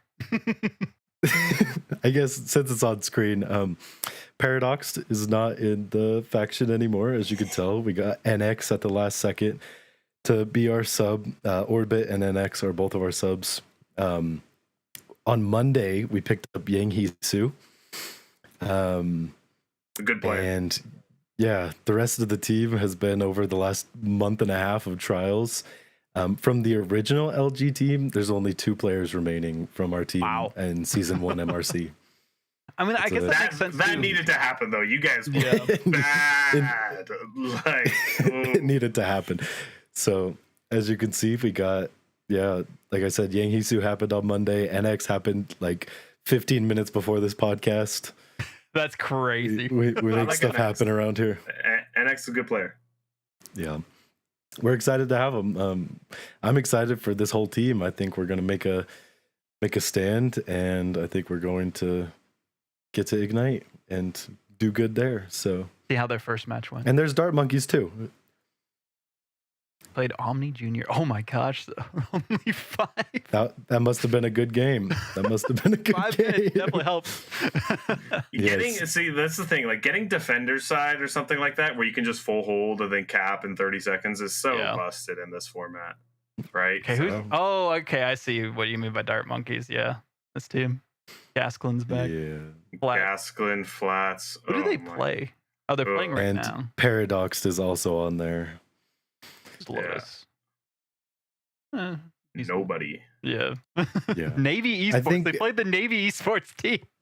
I think we know how most of this NA is going to NA go. is going to be pretty. NA is going to be pretty chalk, right? Like Yeah. you know the top. Like there'll be Nemesis will be in there. Who There's else will Rival be in there? 7. LG will be in there. A7 will be in there. Citadel A7 will be in there. and Citadel. That's my 4 from this qualifier. Yeah, right that's the there. only 4 that actually really matter, right? I might probably forgetting somebody, What a name. right? Uh, Anime thighs, right? Yeah, there's Nemesis, right? So They did it so My slow. boys. Come on, Nemesis. Where? Who'd they play? who'd they play? Yeah, I'm trying to find it again. Sorry, it scrolled up. Okay. Yeah, I There was we like, go. 14 14-minute minutes. game. This is Chalked. The team Chalked. Oh yeah. Oh, see, Yeah. that's They a got good the team. first Chalk, wait, Chalk should Chalk is- qualify. Chalk should be top. Chalk should be top 8. That is In this insane. They got them qualifier first in round. NA. What bad luck. Goma, Jalen Mans, K Jules, Asa Ice. That's No. a good team. This That's- team that's- beats us that's in results. scrims. Yeah, Yeah, this team beats that's us in scrims. See, it's like I feel terrible for like, first of all, 14-minute game out. Yeah, it was probably really close, Well, man. It's worse I'm for gonna go Chalk back and though watch that. because now they have a loss. You know, like Now they Chalk have a has a and loss. Now it's going to be really hard to qualify for them if they run into them again, right? Because like Yeah. think about it. Now you could still play Nemesis again, right? And that would one suck for Nemesis because then they're going to have another like 10-minute game, right? Mhm. But it's just like, yeah, good on my old team for winning that. Looked like it went all three. I don't matches to see the cause, any so. other teams down here. Yeah. Yeah, I was seeing if there's any that haven't like played a match yet that are notable at all. for, Citadel will like, probably wait till random. Iliad. Yeah, Iliad. It's got Luca on there. That's not Luca. Oh, that's not Oh, Luca. different Luca. No, different It's a Luca. different Luca. No. Okay. Come on, guys. But yeah, we pretty much know the top 8 teams at least in these NA qualifiers. Yeah, the rest don't matter. Yeah. It's pretty tragic that Almost 300 teams. Oh, Solaris. Solaris is right there. Solaris is a good team. Yeah, At 287. Solaris will be Hit there. the tap, man. That's Guru. That's Guru. Yeah. Oh, That's okay. Guru. That's a good team. Solaris I was will like, be wait, there. he's too high ranked. Who did they lose? They lost somebody from this team. Oh, they lost Valentina. Yeah, they lost Valentina Eve to Citadel, and that was a big loss for them because she's insane. So Citadel playing in this? I don't know. I didn't see should be. them. I mean, Steven Doesn't look was like all like cryptic, saying that one of the teams I named was not going to be in here. You know, so that sounds maybe like it's Citadel them. got a Whoa. direct invite. I know then. one of those teams you named got picked up by an org that had an invite. That's all I'm gonna say. Oh. Okay. Okay. I assume I know who that is. Citadel has an invite. Oh, I know. Yeah. I know who you're talking about. I know who you're talking about. Yeah. Interesting. We were talking Who about that that. Me and some of the was? other. They must be in here somewhere. Probably Duncan, because me and Duncan talked about it all day today. No. Could I also was just be I was playing talking Call about 2 it- as well. I was talking about it with. Oh no! I guess it was Duncan. Yeah. Yeah. I don't see him. Who, Citadel? Yeah. Yeah. I don't know if they like made their name Just go, something weird. Just go on the but that's what people leaderboard. do. If you go on the leaderboards, you'll find fraud, and then you could probably look it up through that way. Oh, you know, Fraud's, valid. Fraud's probably top 10 still. Oh, there we never go. mind. There he is. Yeah, top 10. Storm player. It's GG. is That's what they their have regular faction. Yeah. Oh, okay. Let's go to tournaments. SCIT GG. No, they didn't sign up. They're not in it. Yo. Okay. That's Maybe- not the one that I was talking about. Maybe It's- I know who. Yeah, maybe they got the direct invite. Ooh. Could have gotten a direct invite, maybe. So, 'Cause if we'll not, see. Did they tweet that they're maybe streaming? they though? should have picked up a manager. Let's see. Sure. I feel like they would No, I have think tweeted if they were they have a streaming. good manager. I think I know her. Let's Yeah, see. it's Val. Val. Yeah, Val's good. They are participating, is what they said. She was in a year from it, was Val, I remember. Yeah. Maybe they didn't sign up. Maybe they're doing the next qual. Something might have happened. Yeah. I heard they were doing a watch party. Something's going. Or you can try looking up Boom, BOOM. They were No. Yeah. Boom previously. I don't but think they probably No, would it's sign not up as Boom Crew Citadel. either. Yeah, they wouldn't be Boom Crew. If anyone has the intel, please let us know. But yeah, it looks like they're not playing right now, which is interesting. Maybe they might do it tomorrow then. It's a 2-day thing. Yeah, like maybe I moved past them or they had a different name or something. Fnatic. That's not actual Fnatic. That's funny though. Or someone could have taken their name too. That could be a case. Yeah.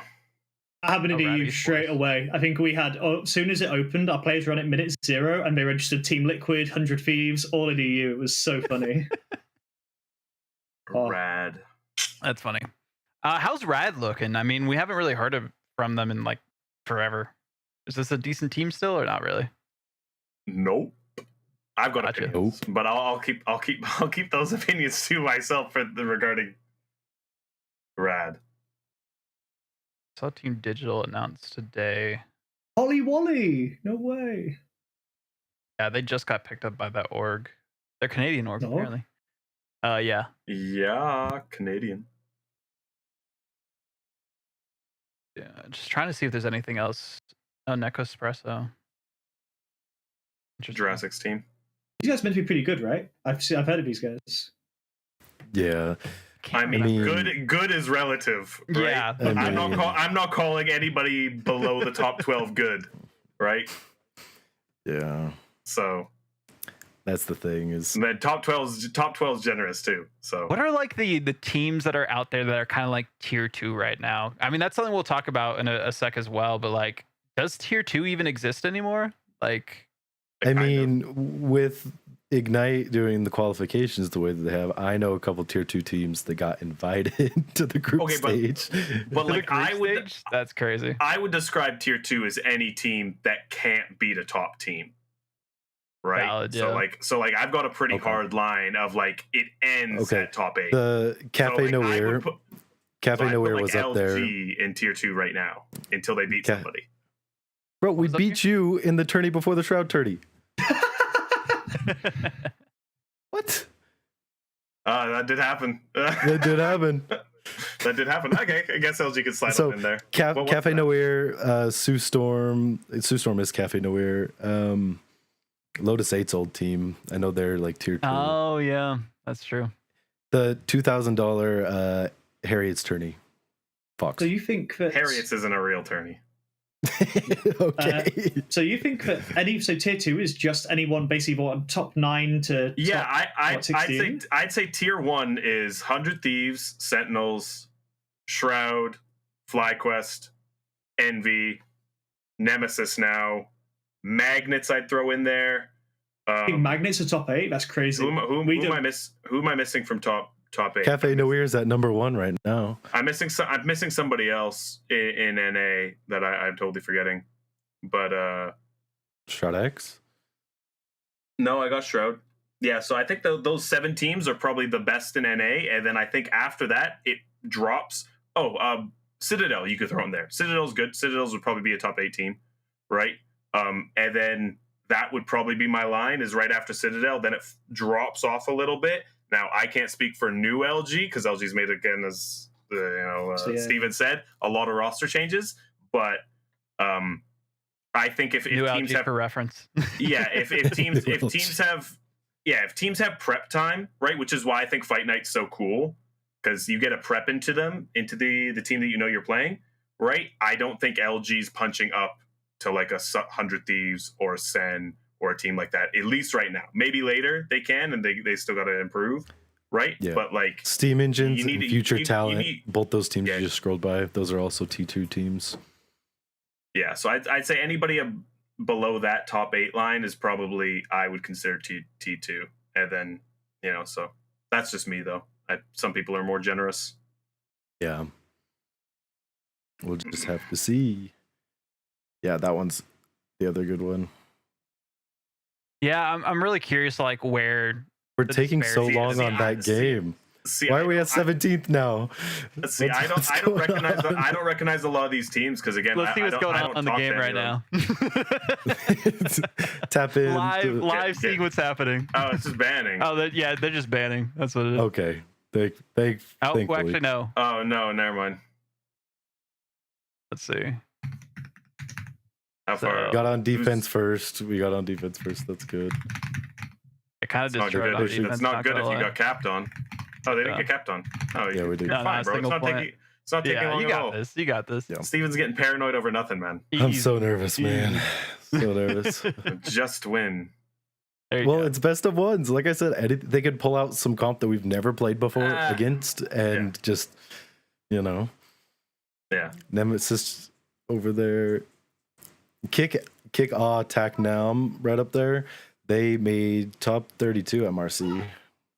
We've never scrimmed or anything, but I've recognized the name See, at least. because of the format, I don't think making top we were top 32 with no Bums. context, right? We played Sen into Nightmare. Okay, it was a That's thing. Okay, and we should have beat Sen. We played like trash.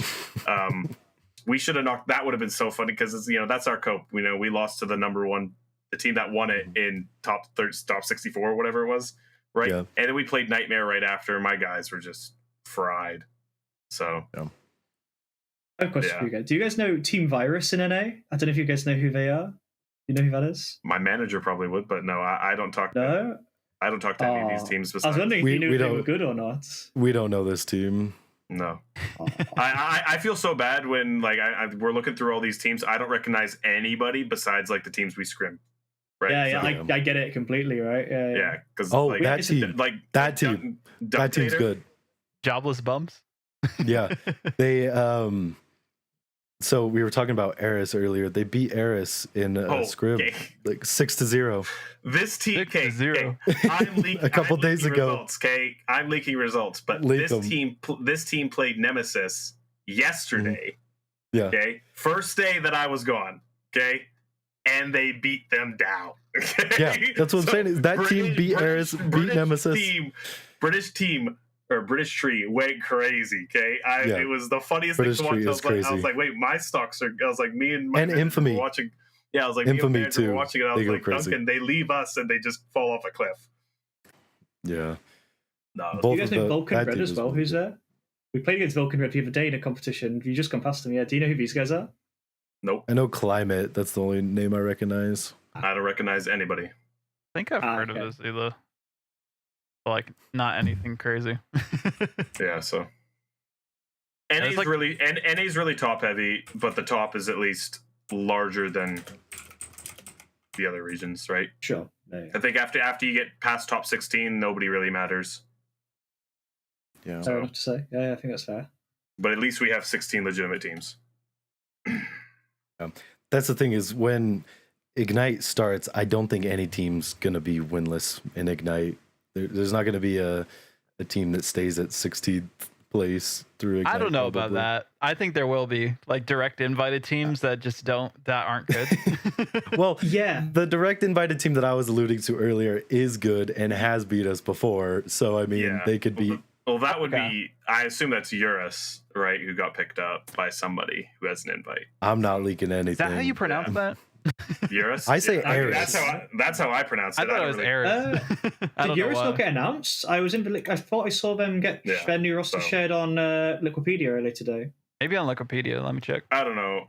I was gonna say, look at the NA teams on Wikipedia, and maybe they leaked it, so I don't have to. I'm a doubter on that roster. They lost some pieces, right? Shikigami Oh picked up. yeah, Shikigami picked up Lawrence. Ice went to that team yeah. that we just saw. So they've got the. I think they scraps have and one the player. Scraps of a bunch. Yeah, like is it I think- Hydron? No, Micah. Micah's the only one that's there from Ooh. last MRC. Hydron joined right after MRC. Wolpe, Lawrence, Iced, Munched, and Anhu all left in this Ooh. short time. Yeah, some of those guys got picked up by Shikigami. Right, that invite was nice. So, yeah. There's a lot of good. The thing about NA though, right, is like outside the top 16 teams, there's still a lot of really good talent, right? Like Vezwa, who's now playing for FlyQuest, he was playing on Chalkit, who's the team that Nemesis ran into in their first game in this tournament, right? Now, he was, in my opinion, he's one of the best Mag, Emma, Strange players in North America. Easily top 4, right? And he wasn't on any top 8 roster. He wasn't even on a top 16 roster, right? Like when he was playing for Chalkit, they weren't that good, but it was just like Vezwa was consistently like top 20 leaderboard, things like that, right? And so there's a lot of really good talent outside of the top 16, but they're just scattered around, right? Like I've got a couple players in mind. I got a bunch of friends on that team. Calamities is a bunch of homies of mine. Apparently they and, are playing, but I can't find them for some reason. Yeah, Who? and so Citadel. Citadel. Oh, Oh, yeah. So who That- knows? that's the Everything next- happened so crazily today. yeah, that's the we nice thing don't about know. NA is- Ada, and she Yeah. said that they were. So I'm just trying to like find where they're at. Mm. Must have like missed them or something. Well, I'll help Unless you they look. like made their maybe it's names, maybe it's just like, maybe it's just toxic an or something. error. Maybe it's just a You graphic know? error. Yeah, it could be. Who knows? There's so many Say- different teams say in this la that vie. are like playing at the same time and all that. If you want to bring it back to us, Jesse, we don't have to look at this anymore. I think there were like 2 more things to go over, but then we're pretty much done the show for the most part. But oh yeah, we're going to talk about the TNAX tournament results for that. Not too much to talk about with that, but there was, when talking about tier 2, basically Sentinels played in this like 6-week league with Rival 7, Boom Crew were in it as well, the TNAX Rebirth circuit, and Solaris was in that. They had Empire Gaming, Daybreak, Virus, and Vulcan Red. in that, and basically Sentinels just swept the entire thing. I mean, do we think this is the problem with these like big prize pool tournaments, that there's just so little competition for tier 1 teams? If one of them joins, the rest of them might not want to join, and then it's just them farming. Well, we've like, seen the other that. squad. The Harriet's tournament that I was talking about Yeah. earlier with Fox, their new tournament that they just announced, they will not be letting any tier 1 teams join. So my issue with these smaller tournaments is, if that's the case, I think that's a good thing, right? Is the reason one of the admin messaged me directly regarding joining this, and the reason I said no is it just wasn't worth it for us, right? Yeah. Like in terms of prep, one, you show what you want to ban, you show what you want to protect. Other teams get more info into you that we don't want to give for very little payoff, right? Like even if we did win, is it really worth it? The prize pool's so small.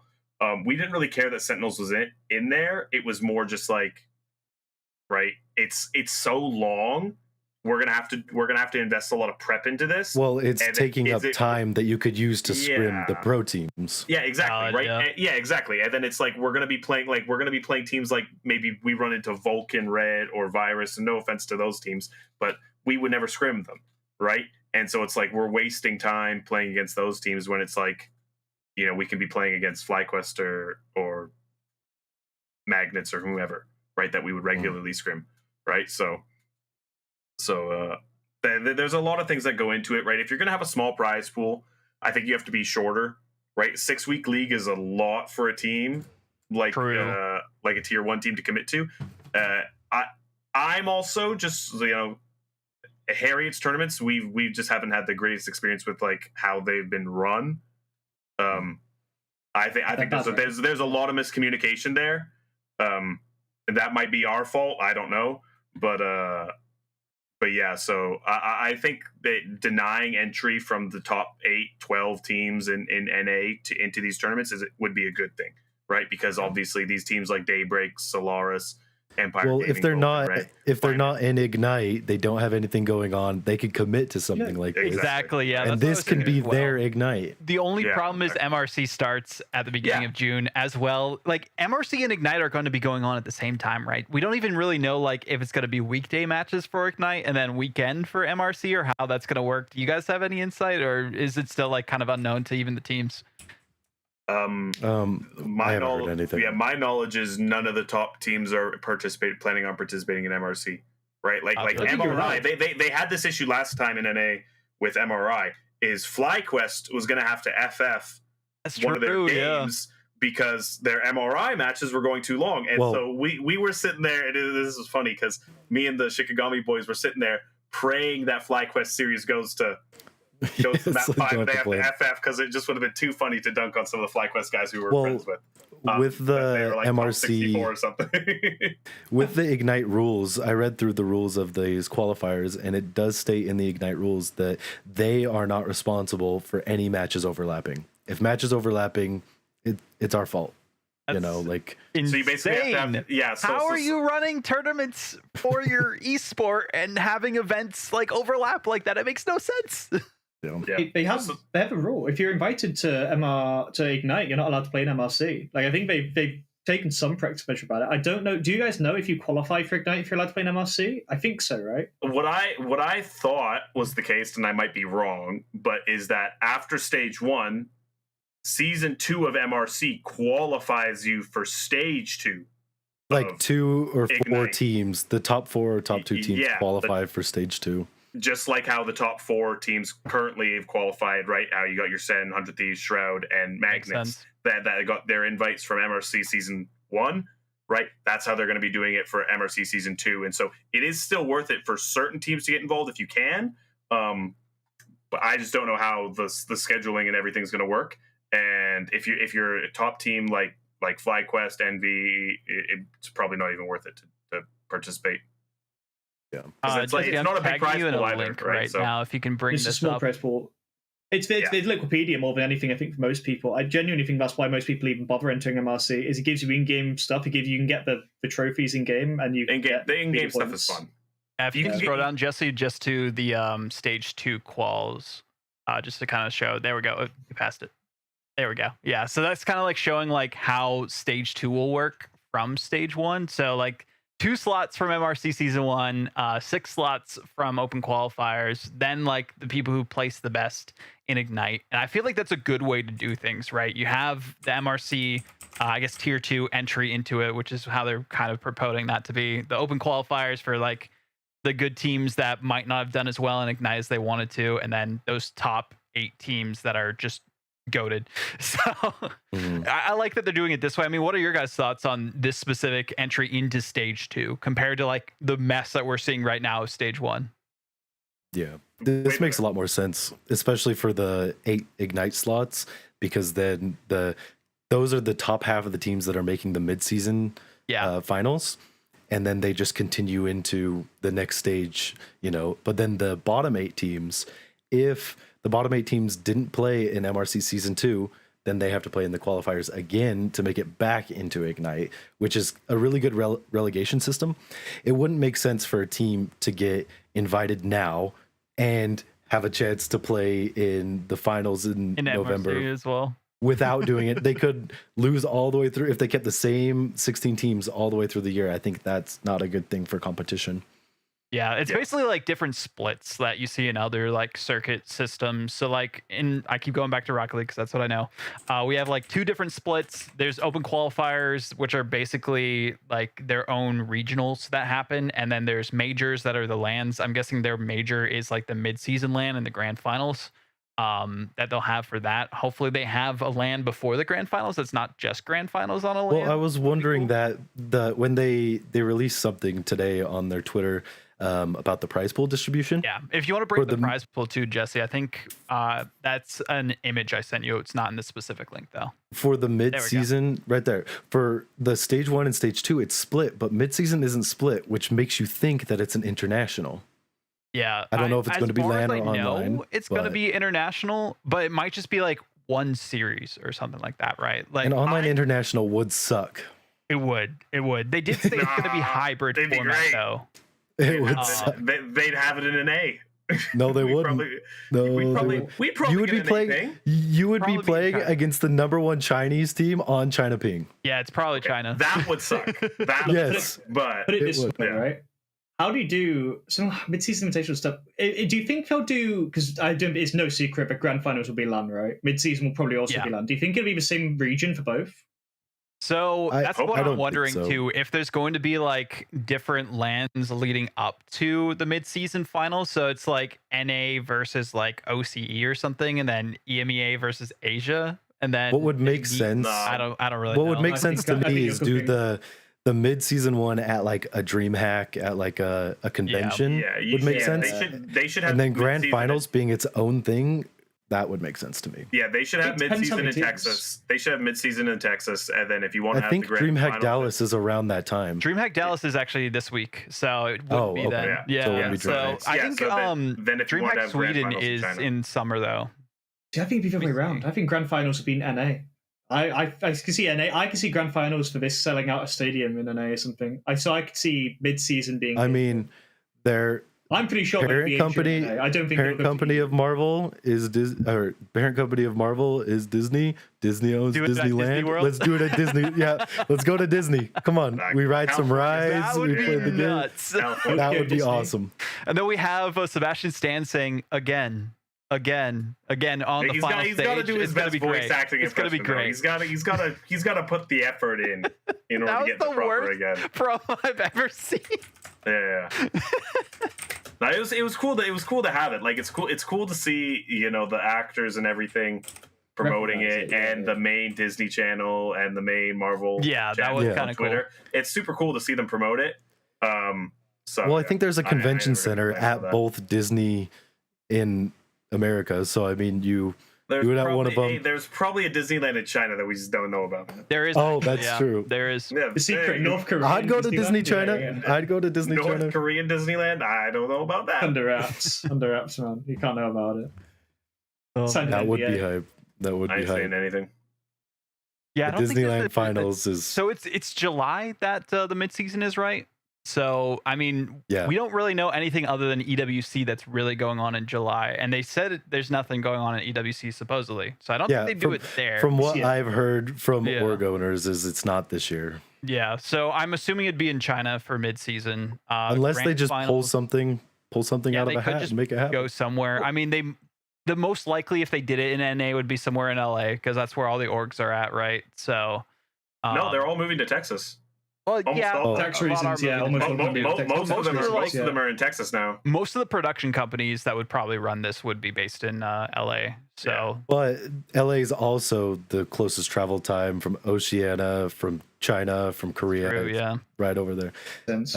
Minty would probably have a hard flight, but everyone Yeah. else would be fine. The EU Don't worry teams would about it. struggle, but maybe that's how they make VP lose. Yeah, You can make get them on jet a lags, yeah, 17-hour flight. No, VP can lose. VP might be the number one team world, but they would be a part of the bunch in NA that could lose to people on any I just given can't day, wait right? till we Like I see. know they lose scrims all Yeah. the time to NA But- teams, so What? they look like behemoths. They look like behemoths in EU. They would still be probably the top team in NA, but I know they lose scrims in NA. So Minty That's sounds not true. flabbergasted, but Yeah, it's not true. Oh, I spoke to from what- From what I've heard, that's just from not what I've true. heard, they only scrim NA besides Team One, and they usually beat every NA team with ease. From what I've heard, Yeah, they only scrim NA because they don't want their strats getting leaked to other EU teams who they actually compete against. They don't drop maps at all to NA.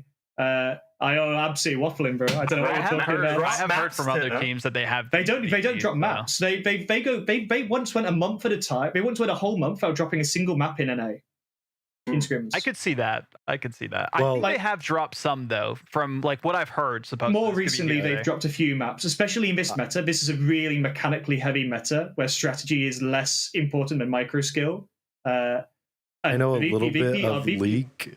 crazy smart, but they're getting They older. did reach out to me for a scrim with the LG team, so I don't know how far down It's it a later goes. thing with taking They did maps this. They off did them. this around MRC season 1. They stopped scrimming EU entirely, except for warm up for Fight Night. That was the only EU they scrimmed was Fight Night warm up, and everything else was NA. They just went full double triple block NA because they would never have to worry about facing any of those teams, and it was harder for VODs to get leaked. Now they're scrimming more EU teams. They're scrimming Fish Rays. They're scrimming 0%. They're scrimming Peps. They're scrimming more EU currently. We'll see if that carries on. But they are this stuff about losing scrims to NA teams is just I don't know where that's come from. It's just not true. I've seen scrims. Yeah, I mean, I you can don't say that, but think- I've seen blocks that, again, individual blocks, right? So it's not. I'm not saying they lose all the time. I'm just saying I've seen blocks against top NA teams that they've either split or 4-2'd or things like that. Right now, I don't doubt that they've probably gone a month or so without losing a map or something like that. But I don't think they're as dominant as that. I don't think they're untouchable. I They're not. mean, They're not. especially at a LAN, That's what you're making it anything sound like, can Minty. happen. I'm just saying. I don't. Just I say also it. think they'll be dethroned, but I don't. I really, really, really don't think Not it'll by be an an NA EU team team. that dethrones them.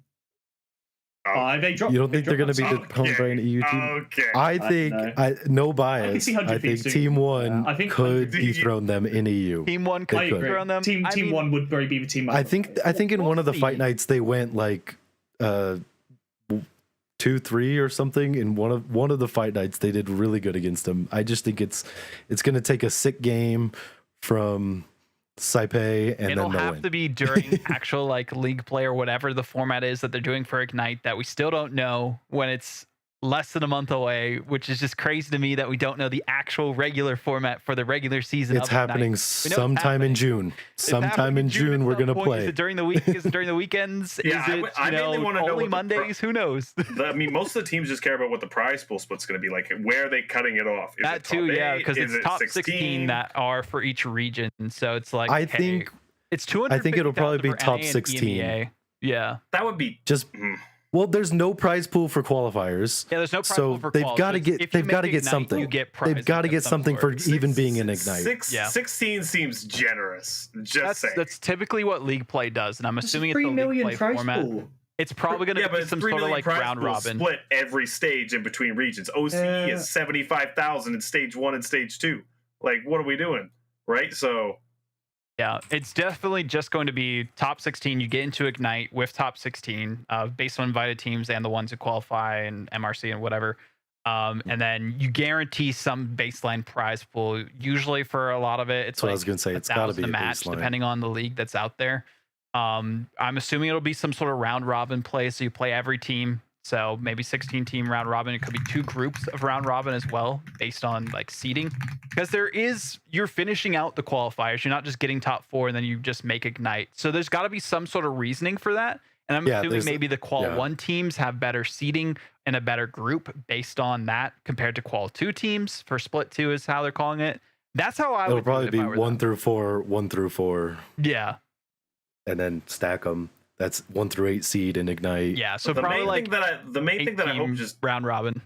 The main thing that I hope just doesn't change throughout Ignite is they've changed the ban format like 3 times. So they're keeping that for Ignite, right? So it's well, like they're keeping it for Ignite, but 1.5 was the pick ban, and at season 2 we're about to be 2.5, but they've already changed it to the advanced format, which is the qualifiers happening right now are on the old pick ban system. Yeah, so are they actually? They said it. All of Ignite's supposed to be on the new one. No, the qualifiers are on old. Why are qualifiers? And then you get into Ignite. Yeah, so we've been practicing on the new system for 2 weeks or whenever it released, and now we got told this morning that it's actually on the old system. Good luck.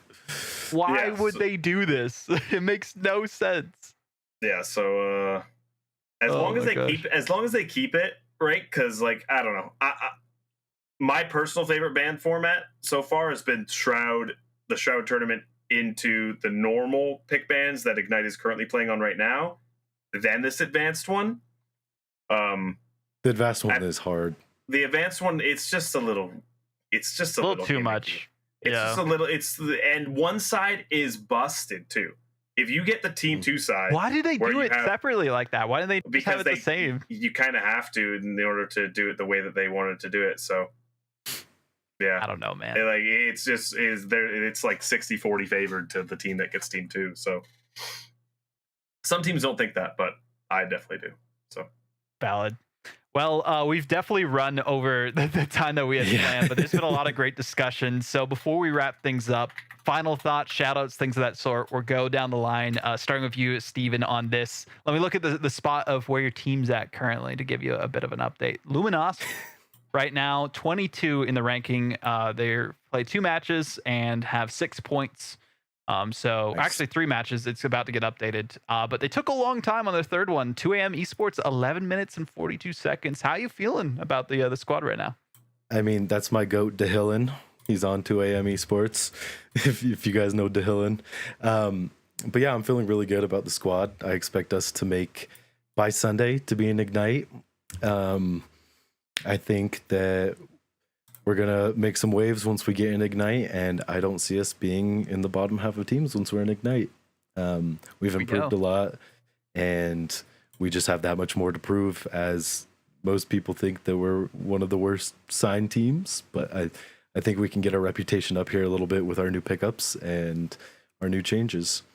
For shout outs. Now you guys are 7th, so shout out. Shout out 7th place. No, I want to shout out Dunkanator. Fox's old manager. He's my favorite other manager to deal with. The best. He's awesome. I think he's staying where he is, but he's definitely one of the best managers. I want to shout out my whole team. I want to shout out my wife for putting up with me doing all of this after I work all day. And it's gotta be a lot. Of course, I want to shout out my Lord and Savior, Jesus Christ. Shout out. There we go. What about you, Minty, on the shout outs too? Yeah, I think this is great. There's a lot of people who've supported me since I came in. I hadn't done a lot of high-level managing in Overwatch for a long time, and so coming to Marvel Rivals and picking up as a manager was weird. I got into it very, very similar to Steven, actually, kind of through Euphoria. I tried as a player, and they said, "Look, like you're fine, but we could maybe offer you a sub for this. But if you wanted to manage, like you seem like you'd be good at it." That's how I got into this. And whilst I'm definitely not about to give a shout out to Lusty, it's really interesting that how things got started. Just shout out to me because I ran that org, thanks, okay? Steven. Just thanks, shout out to me. We don't need to talk about the running owner. all the EU trials as well, to be honest. Yeah. there's a few people who have been really supportive for me and who've helped me a lot.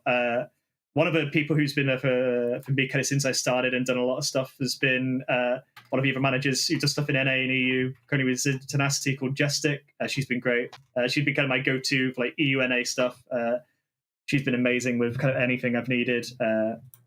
She's been there to support me. A few players individually as well. Picking up Line Pro has been one of the best things that I've ever done. With 0%, obviously, his knowledge and his experience in professional esports has been transformative to how I view the game, and also to like my job. Like his insight onto things. Like I work in esports, and his insight into things has changed the way that I teach and some way I approach the content of lessons. That's awesome. I think I'll say one more. That's got to be like he was my assistant manager, and now he's the analyst for our team. That's got to be Last Resort, who also trialed for us with Euphoria, and how I met him. He was the analyst for Twisted Minds, and now he's doing analyst stuff for 0%. He's probably one of my best friends. I don't know where I'd be without him right now. He's been an absolute rock for me, supported me with a lot of things just throughout especially for the last few months. I didn't realize that this scene would be so warm and everything. There's so many people I'd like to mention who've been great to me, like Garataro, Leo, Laz, Legacy, like people who I just know. But I'm trying to keep it short. It's all good. We'll get you on another episode so you can thank even more people next time. Fox, I want your shout outs, but I also want an answer to a question we had from YouTube that I missed. They would like to hear your opinion on how Virtus Pro and Team One stack up in NA. Well, Virtus Pro, I think, would be at the top of NA, right? So I think they're the best team in the world. I think that I don't think, like, again, maybe this is NA Cope. I don't think they're that much better than Thieves. I don't think they're that much better than Envy. I don't think they're that much better than FlyQuest, right? I just pulled up the chat, and Percolator from FlyQuest said their last scrub against them was 2-3. That's what I'm saying, right? So it's like they're not Thanks, these Perk. freaks that Minty and these EU copers are trying to say that they are, okay? They're the best, and I can grant them they're the best, okay? After VP, I think there's a big drop, right? There's a reason nobody can beat VP in EU, right? If they were in NA, they would not be 10-time Fight Night champs. They would have lost one of these weeks. They would have got back in, and they probably would have lost again, okay? So the Team One, I think Team One would sit around Nemesis's level, right? Maybe below, right? You saw Gen G come in for the Shroud tournament. I think Gen G and LG are basically even, old LG. I touched on that a little bit. I think the EU teams would probably fall around 6th.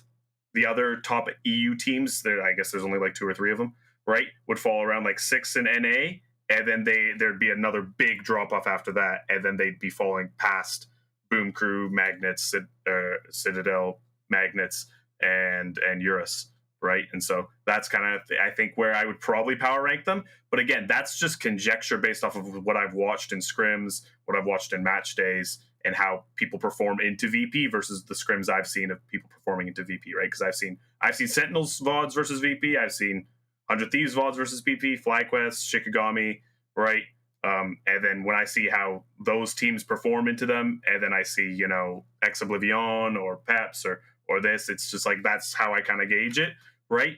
But, you know, matchups make a lot in this game, right? Like Magnets, for some reason, beats FlyQuest when they play them, right? True. And then, you know, so who knows? We beat them when we play Magnets. Yeah, right. And then Magnets somehow struggles into everybody else besides FlyQuest. So who knows, right? It's matchups for sure. But that's where I'd probably put him power ranked, right? So, yeah, if that answers the question. And then shout outs, I mean, my old team, right? So the Shikigami guys who are now all signed to Nemesis, go drop them a follow on Twitter. Number 2 right now. They're the best, right? So it really is, right? Like I didn't kind of touch on how great of a roster that is, and how professional all of them are, right? Like we didn't have any issues with guys not communicating, not showing up to scrims. We are always the team that was on time. So we just have the greatest group of guys that deserve to get signed, right? So all of them. And then Tony Dunkanator, my manager, who's really, we call him our analyst because he is the king of, and he's what makes Grind Guy and me really strong in the band phase, because the data he collects and the way he holds it and how easy it is to read makes the fact that he's no longer with Nemesis along with me is a big big loss for that roster. We hope they can keep on performing well, but we'll end up seeing. And then Aeroplane, owner of Shikigami, she's been great to us, right? So yeah, I'll leave it at that, short and sweet.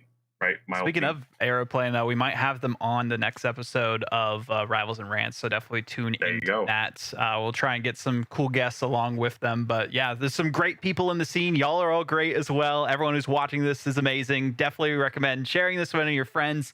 This is also going to be up on Apple Podcasts, I think whatever Google has for it too, Amazon and Spotify. So you can listen to the audio version or watch it there, depending on if you're on Spotify as well. It's going to be on my YouTube and the Twitch here, so definitely recommend following every single week.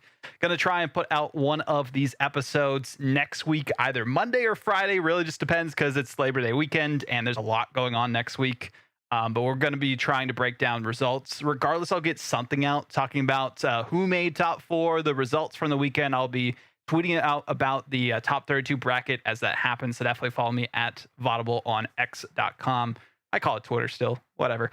But thank you all for tuning in. Thank you for joining us here. And shout out to Just Staying Alive, our producer in the background, who's probably end the stream right now because we went over by about 30 minutes. But it's been a great time. Thank you for tuning in to episode 4 of Rivals and Rants, and we'll see you on the next one.